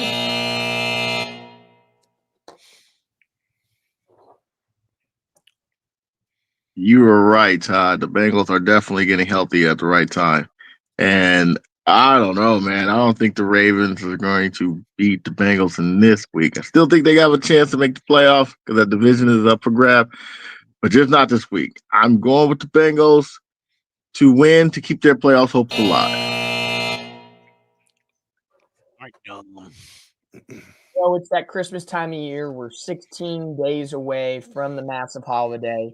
And the best Christmas present, if you take 16 divided by 8, Cincinnati needs to get into the playoff. There's 2 teams playing. 16 divided by 2 is 8. And that means to win. Give me Joe Burrow and the Bengals. Okay. Who you got, Randy? He on the island. I think he's on the island. Yeah, he's on the island. He's drinking that coconut right now. Coconut milk. He's dancing. Give me some Macaulay Culkin. Let me see those titties. Come on. Oh, come on. No. Give me the Bengals 34-29. Almost had him. Almost had him. If that's that long stare for more than 10 seconds. I'm at a 500 record in Colin Bluffs. 1-1. So clean sweep so far. That will move us into Kansas City. The Fighting Swifties take on the Los Angeles Chargers of San Diego of Western Hemisphere. Temperature 20 degrees right here. Tickets going as low as $52. The Chiefs 4.5-point favorites in this game. So let me get that 20 seconds. You know what? The Chargers to me are the West Coast version of the Jaguars. And I know I'm going to kick myself in the ass for making this pick. What are we talking about? I'm going to go with the Chiefs. Until they are done. I know I said that they are done with a hangover, but I just don't trust the Chargers. All right, Matty. You know, I picked the Chargers to win last week, and I was right. And I might pick the Chargers again this week. To lose, baby. You think I'm gonna pick the Chargers 2 weeks in a row? You got to be smoking that loud pack. You know the Chiefs gonna fight for the rights to party, and they're gonna win this week to keep their playoff life alive. Give me the Chiefs, baby. Boy. Rally Here's the Chris is thing loving about you. this. Here's the thing about this matchup. I want the Chargers to win. I will thrive if the Chargers win. But as Todd said, until that wooden stake is in the Chiefs' heart, and Herbert with a broken hand in the cold, he did not pass the ball relatively well last night. Mahomes healthier. Give me the Chiefs close game, like 19-17, like that kind of. I can see that. Bullshit. Yep, me too. I guarantee Randy's going on the island. Randy, talk him. He's got to Talk that talk, Randy. Somebody's got to do it. But it ain't going to be me. Give me the Chiefs 27-22. What? Wow. We 4 for 4. We are allergic to Island Boy this week. We don't want to see none of them titties. This is a G-rated show this week. I need to put his ass back in 4th place. Right here, Carter says, I hope we lose. I'm a Chiefs fan, but we don't at all deserve a playoff spot, and I want better draft picks. I'm with him because if they make the playoff, they're going to get eliminated in the first round. Hey, he's already. Until the stake is in Patrick Mahomes and the Chiefs, I don't trust. You got a point. Yeah.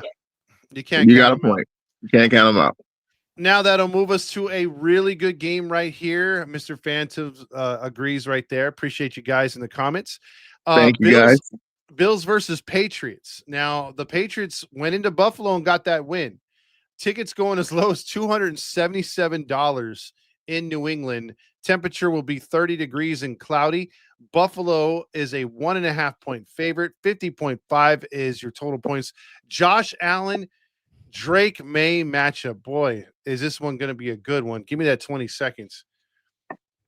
I think this game comes clearly down to, can the Bills run the ball and can they ball control? Because Drake May and the Patriots will play to ball control. And if they have the advantage in time of possession, that spells bad news for the Bills. But however, I love me some Drake May.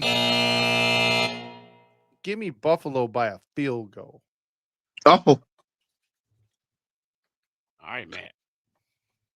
easily, probably already anticipated as the best game of the week by far. A lot of are at stake in this game. I think the Buffalo Bills are playing for pride, and the Patriots are playing for that number one spot. However, Buffalo are more seasoned, and they're the veterans. Give me the Bills to win this one. All right, Dom. Definitely this one should be Sunday Night Football. No offense, Matty. Vikings and Cowboys should not be Sunday Night Football. Correct. I agree. This is I the agree game. with you. I say this is a terrific matchup. I think Break this game. first time around it was turnover central between these two teams, but coming off of a bye week and at home in a close one, I'm gonna take the Patriots. What? I might see my titties. Hey, show him, Randy. Do your thing, Randy. Put him on the island. I said, Randy, put him on the island. Is I he? said, Randy, put him. Peer pressure. Peer pressure. What we doing, Randy? Give the Patriots 30-25. Randy, this was your chance to put him on the island. We were split because I thought you were going to go with Carter. He said Drake May is a dog and their coaching is elite, but I think the league wants Cinderella's story to finally get that ring, which means Josh Allen. Like Hey, I said, this is his greatest opportunity for him to do it. I would not be shocked if Buffalo wins that game. I would not be shocked. That game is definitely the epitome of a toss-up. That's for sure. I'll tell you one game that's not as thrilling as that one, and I think it deserves a little bit of this. We're gonna have a lot of those this week. There's a There's lot. got to be a Jets involved. Yeah, the who gives a fuck game of the week. This is one of them. The worst or the best 2-11 team versus the worst 3-10 team. Giants hosting the Commanders. Tickets going as low as $24. Giants are 2.5 point favorites. 30 degrees is the temperature. I'm just gonna need no 20 seconds. Give me the Washington Woke to lose on the road to the Giants. I don't know, man. This is a divisional game. Is Daniels playing? According to Coach Dan Quinn, Daniels is sore following Week 14, but not a long-term concern. So he's playing. Yeah. Give me the Commanders. And an ugly. Actually, you know what? I think it's going to be turned out to a good game. It's going to be an ugly good game. Give me the Commanders. Todd, you said Giants, right? I said Giants. Okay. I am going to side in this case. I'm going to side with Matty on this one. I'm going to go with the Commanders because they hung tough 2 weeks ago against Denver. They've played high and tight with some teams, but then they can look like dog water the next. They have a little more weaponry than the Giants, maybe. It's in the Meadowlands. Randy, what's the Giants' home record since you've been the homer today? Ooh, well, let's check that out. Just Giants' home record currently. Let's see here. They've won 2 games, so they either have won 1 at home, 2 at home, or none at home. They're 2-3. Oh yeah, they're 2 and 3. Both they their won both wins their at games home. at home. Oh boy, yeah. I'm not thrilled with this matchup. It's a dookie no matter what, but give me the Commanders. So we got what? 2 Commanders and a Giant? Yes, sir. What are we doing, Randy? What are we doing? Oh, I'm an island boy. Am I drinking that coconut juice? Do we see his lips? There it is. No, Giants. Give the Giants 27-12. So still no Island Boys. Okay. Nope. No island. Yeah, I don't know why they're running that franchise quarterback out there. That arm injury, again, he re-aggravated. It was terrible. Now we got yet again another who gives a fuck game of the week. That's another one. And this is the bye weeks taking on the Eagles. Man, if ever, and I mean if ever, there was a get-right game in the NFL, this has to be it. For some reason, tickets are at $163, 30 degrees and cloudy. Philly's almost a 2-touchdown favorite. Give me the Philly fanatic at quarterback to beat the Raiders. Eagles all the way, baby. Fly, Eagles, fly. All right, Matty. Be an island boy. Just do it. As much as I hate the Eagles, is obviously, I got to admit, this is going to be a game of the week for me. Just watching it because I'm trusting in the Raiders, so I'm going to pick my Raiders this week to lose. Give me the Eagles, but I really hope they win. yeah. Give me the Eagles. No doubt about it. If they can't win this game, they should be eliminated from playoff contention. Yep. The fucking Eagles, man, they pissed me off. I really should pick the Raiders. God dang it. Not enough to go against them. Give me the Eagles 22-17. Yep. So clean sweep on that one. And now the only one in this panel that's going to be running into his TV to watch this one is Randy. When the Jets Probably not. go to Jacksonville, and yet again, another who gives a fuck game of the week. I won't. I'll be watching Red Zone. That's what I watch. The WNBA superstar Trevor Lawrence will be starting at home versus the Jets. The Jets will run out their 7th quarterback of the year. Jacksonville is a 2-touchdown favorite. 68 degrees right there. I mean, come on now. As much as I hate the Jaguars, you got to pick them right here, right? No question. Give me the Jags. Sorry, Randy. Give me the Jags. You know how you're always saying Trevor Lawrence ain't all that good. Would you take him on the Jets? Well, he'll be good this week. Give me the Jags 28-10. Would you take him on your Jets, Randy? No. He said no. Now here comes another bye week for the Houston Texans as they're 8-5. They host the Recards of Arizona. No, who's Todd picking? The Recards are 3-10. Tickets going as low as $71. And why is there no chatter about the coach being fired in Arizona? Oh, that's right. Because the Recards don't matter. D'Amico Ryans is going to feast on this team. I don't even need to tell you the point spread. Give me the Texans by murder. You know, the last time we said a team by murder, it was 24-17. That was Raiders against the Broncos. I'm just saying, man. But in this case, I'm with you. Give me the Texans by murder. Come on. Really? Give me Who you got? Texans putting belt to ass. Wait, Arizona fired their coach? No. I'm saying that they haven't. There's no talk about them firing. Went right over my head. The Sorry. belt to the ass gave Matty like, what? Wait, I thought about it. And that Texan, instead of Texans by murder, I'm going to say Texans by belt to ass. There you go. There you go. Randy? I ain't no way you island. Ain't no way. Oh, about to Kid, give me say. the Texans 26-9. I was about to say, bro. Oh my! I was getting God. ready. I had to Yeah. wet their panties a little bit, so I played a little. Whoa, That- whoa, now, brother. Whoa. Yeah, whoa. calm Slow down. now. Calm down. Whoa. That was Hey. going to be the worst Island Boy pick of all time. Oh, 100%. But then And he would have been the and one to watch. get it right. And watch. Cardinals upset Texans. Ah, Right? Right? Now we have a game that could go either way. Now this one's a good one, possibly one of the games of the week, if not the game of the week. That's the Green Bay Packers with Jordan Love going into Denver to play the 11-2 Ooh. Broncos, rematch of a Ooh. Super Bowl from years past. Tickets going as low as $213. 63 degrees is your temperature Dang, at game that's a good time. So no snow, no crazy weather, but a little chilly. But that's both teams are used to that. Green Bay, according to Vegas, is a 2.5-point favorite. And I like Carter already likes Green Bay 23-20. And I'm going to have to roll with that myself. Give me the 20 seconds real quick. I'm liking Jordan Love. I think this is one of those games where you could look at good things happening for Denver, but like we've said all year, they're just not there. I think they finally get exposed in a game where they're just knocking on the door of being great, and the Packers take advantage by being a slightly better team.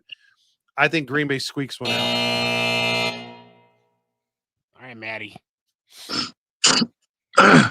Realistically, they're pretty much the same team. They got a quarterback that hasn't had the greatest season this year, and they have a solid defense, both sides. I think Denver's defense might be slightly better, and it will boil down to coaching. Sean Payton's the better coach. Give me the Broncos. Easy. Ooh. Mr. Fanta likes that too. All right, dumb. Well, I'm going to put the ball in the court of Randy to figure out if Matty's going to be an Island Boy. Give me the Packers in this game. I think they're striding in the right direction at the right time, coming off of a big divisional win. Broncos skidding a little bit after almost losing to the Raiders a little bit. So give me the Packers on the road, get the job done. They know there's a lot on the line in their division. Oh, Do we have it? Island Boy, come on, Island Boy. Am I gonna look like Umaga? Oh man. Umaga.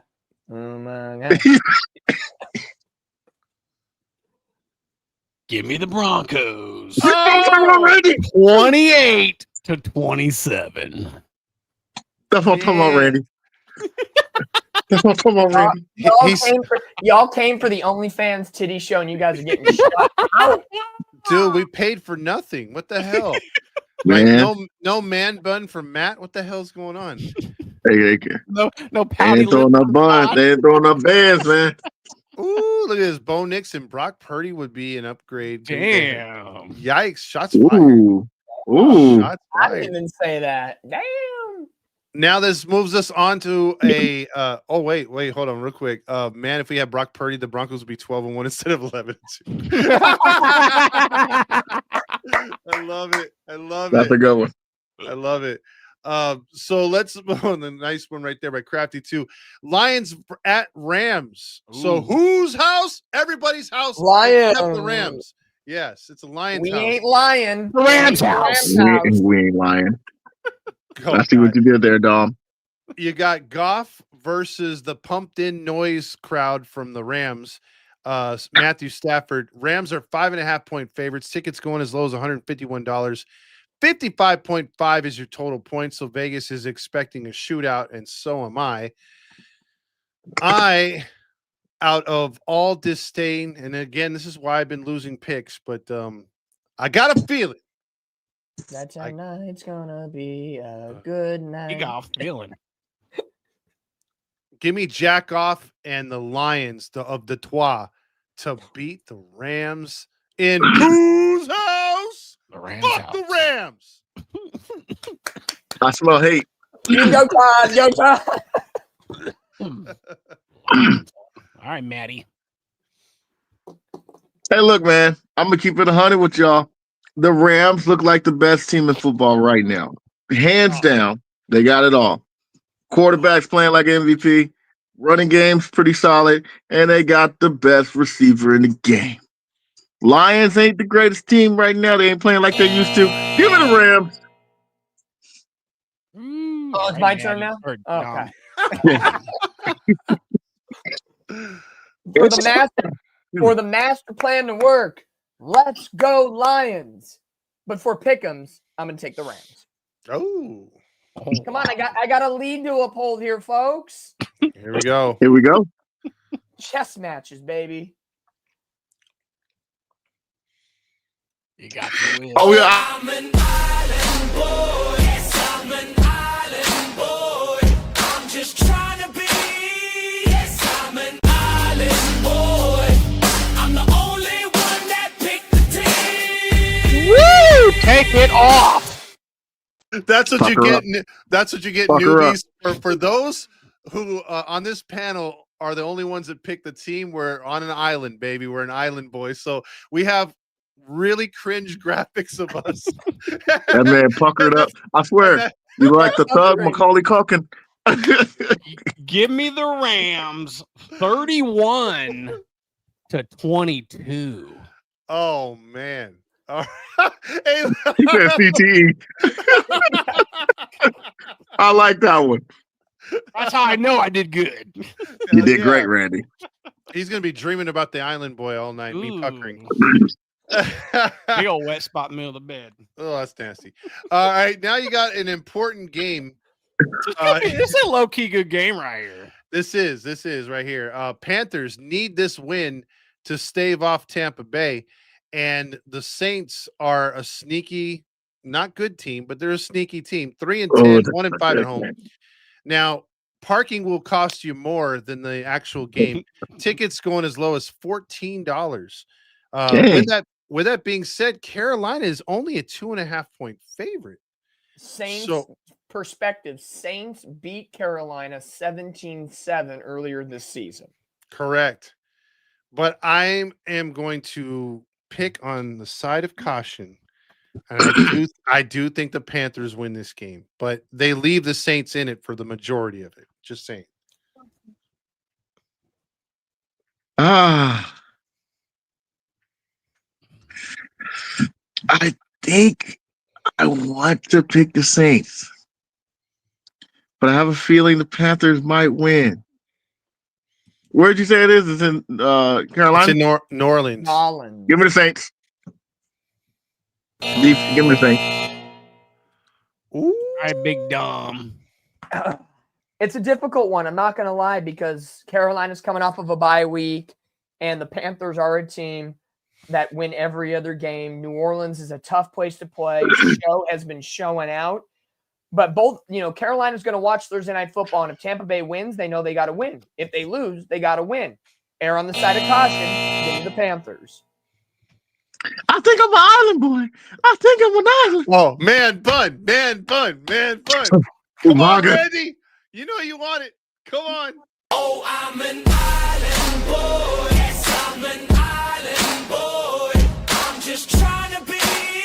Yes, I'm an island boy. I'm the only one that picked the team. The Uso brothers, man. I'm telling you, Umaga is so. The gay Umaga. Give me the Panther kitties 23-21. I'm rocking that septum. Give me then Panther Kitty. He said Cam Scatterboo. AJ Brown. Hey, it be like that, man, on this show, man. You never know what can happen, dog. Oh, You know what I'm saying, man? That's good stuff, man. That's good stuff.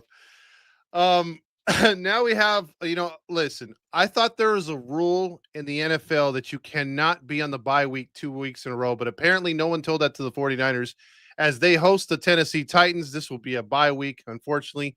Shout out to Jackson, a real Tennessee fan, but man, I don't see them having a chance here on the road. Despite that, Niners are a 12.5-point favorite. $106 is your cheapest ticket over there in the Bay.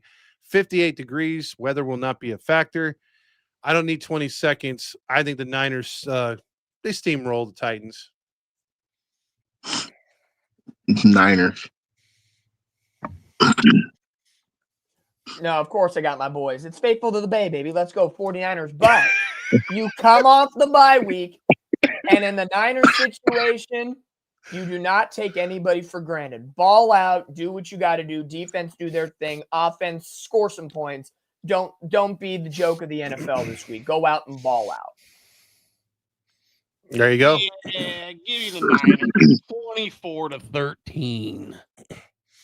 All right. Easy sweep right there. Now moving on to a game that could have been a game, which shouldn't be a game this week, and that is Grandpa Phillip Rivers going into Seattle. Phillip Rivers. Now, again, if you were given the opportunity, maybe because he has 30 kids at home, and he doesn't want to be at home, and he rather, you choose being at home with your wife and who's born pregnant, or go and play and give up your Hall of Fame status, which you would have got in this year. And then, you have to wait now an additional 5 years just to play a handful of games with the Colts. Those kids must be all kinds of trouble. But either way. Well, they did sign him to the practice squad. They're calling him up. Yeah, he'll make it. They call him up. I don't think he'll start this week. But listen, the only key to the game for me as a Seahawks fan, don't let the run game beat you. The Colts are going to be one-dimensional, sell out against the run, and you should blow out the Colts. So give me the Colts to lose. Seahawks are a 13.5-point favorite, man. So go ahead. Seattle, no question. Although I think the Colts, although I do think the Colts will still be in the fighting spirit. I think it ain't going to be a blowout, but I still got Seattle to win. Fucking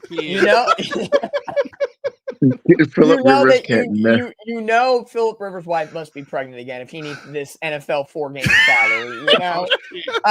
There ain't no way, man. Number 12? Would that be number 12? I thought he was coaching high school ball. That makes it even. He was. He got a whole football team. Here's my thing: if Phillip Rivers was to play in this game, he is 3-1 all time against the Seahawks. Oh, here we go. Come on. He could go 4-1. Talk that talk, bro. I think Jonathan Taylor has a massive game in a dream. Give me the Seahawks. Talk that talk. I was about to say, dude. That was like over a decade ago, brother. Oh boy, come on. Tough defense. The Seahawks that first half this past week,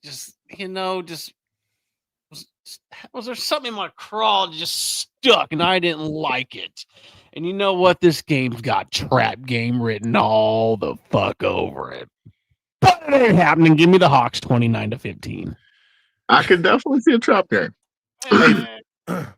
Fun fact, Phillip Rivers takes his kids to school on a school bus. His private school bus. All right.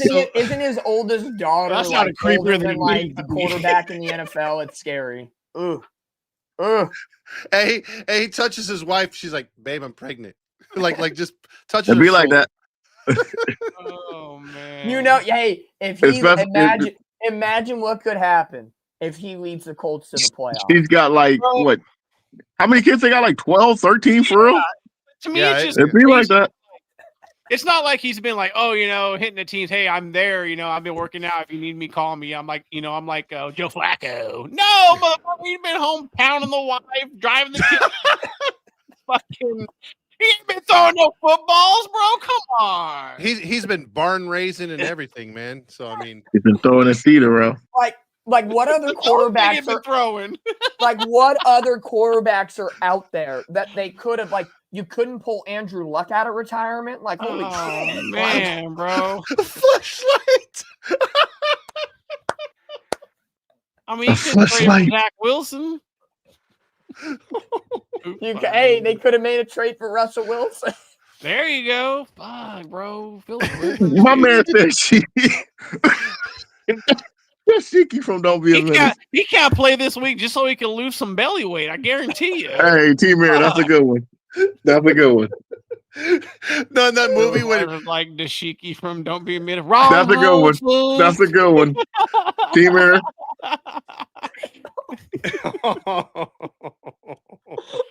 Are you my daddy? No. I got a story about that one, Patrick, but we'll save that for another day. Whoa.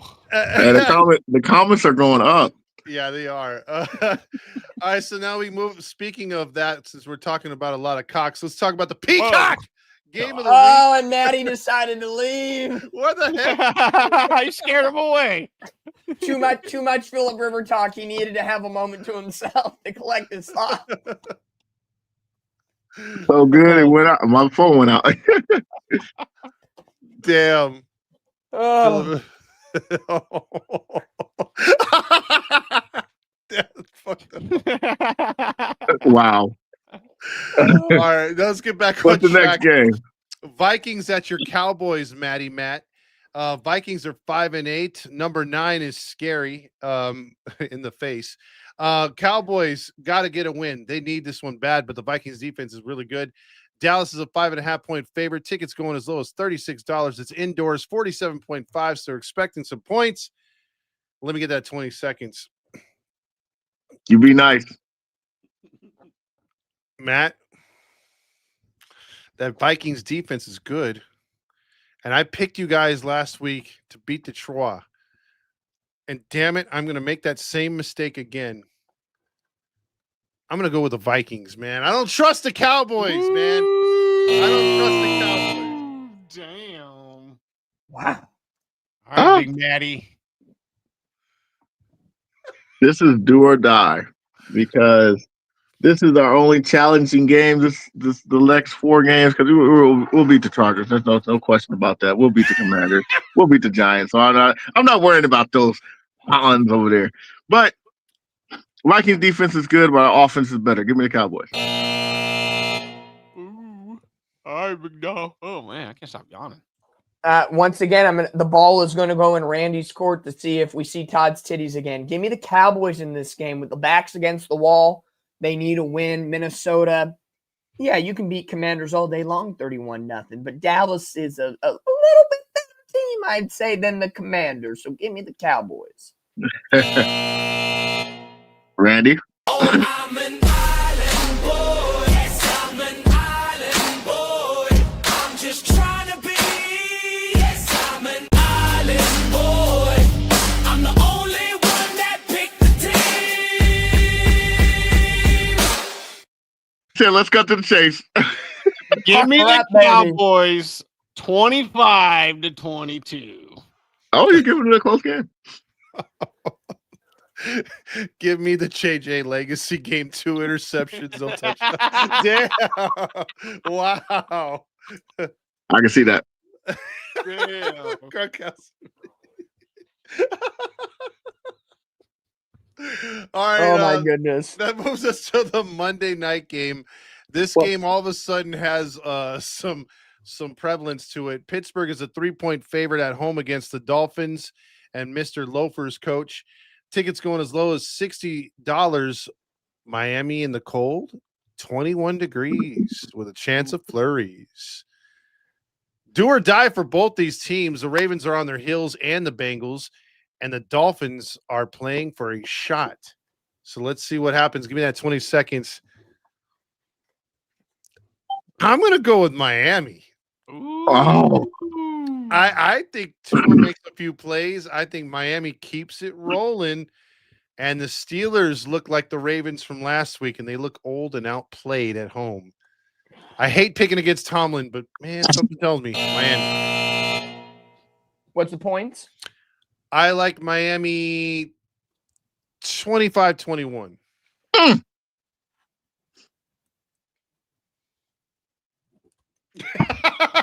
Boy, look at that. I mean, it's not as bad as last week, but fuck you.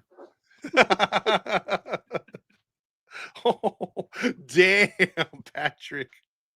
All right, Maddie. Going in. This is Anytime. definitely do or die for both teams. And I think this goes into Dom's theory about the Bengals because I'm picking the Miami to win. And if Bengals win against the Ravens, which I think they will, and Pittsburgh lose, they're getting closer and closer. Give me Miami, 24-17. Wow. Okay. I want to see another Iron Boy. I can't be the only one twice here. Come on now. All right, Dom. I'm right with Matty on this one. My theory about Cincinnati is going to come to fruition, I believe. But Pittsburgh could technically win one game, and Cincinnati wins out and still gets in. This is the win. At home, in the cold. I doubt Tua does it 2 weeks in a row. They're playing for Tomlin, Jimmy Rodgers, and the Steelers. By the final of, oh, God, I feel it's going to be one of those ugly games. 23 to... Don't you say 17. Don't you say so. Sure, I'll price is right, Shalom. I'll give you the edge. Oh, I Give me hate 23 all cents. you motherfuckers. You know what? You suck, Dom. You know that, right? Where's my fucking You sound bite? goddamn motherfuckers. You fucking waltz in here and you think you know everything, don't you? God dang.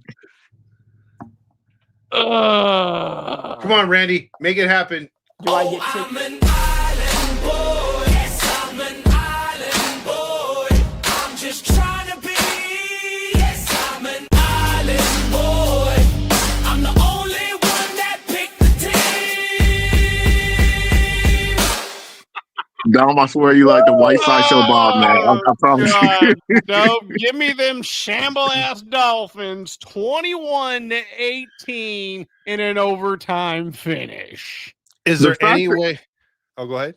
The fact that Randy picked the Dolphins is saying something. That is true. And, Oh. and you know what? The only thing missing now, Dominique, is I got to see you in those earrings live. Those earrings, man. Oh, God, no. I swear, bro. Sideshow Bob, man. Oh, my God. Oh, These babies, man. no one touching these babies. Oh, my Strange God. that we sniffing paint.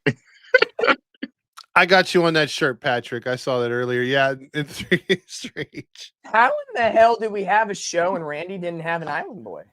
That was weird. That's right. All He said, three I'm of playing it us- safe.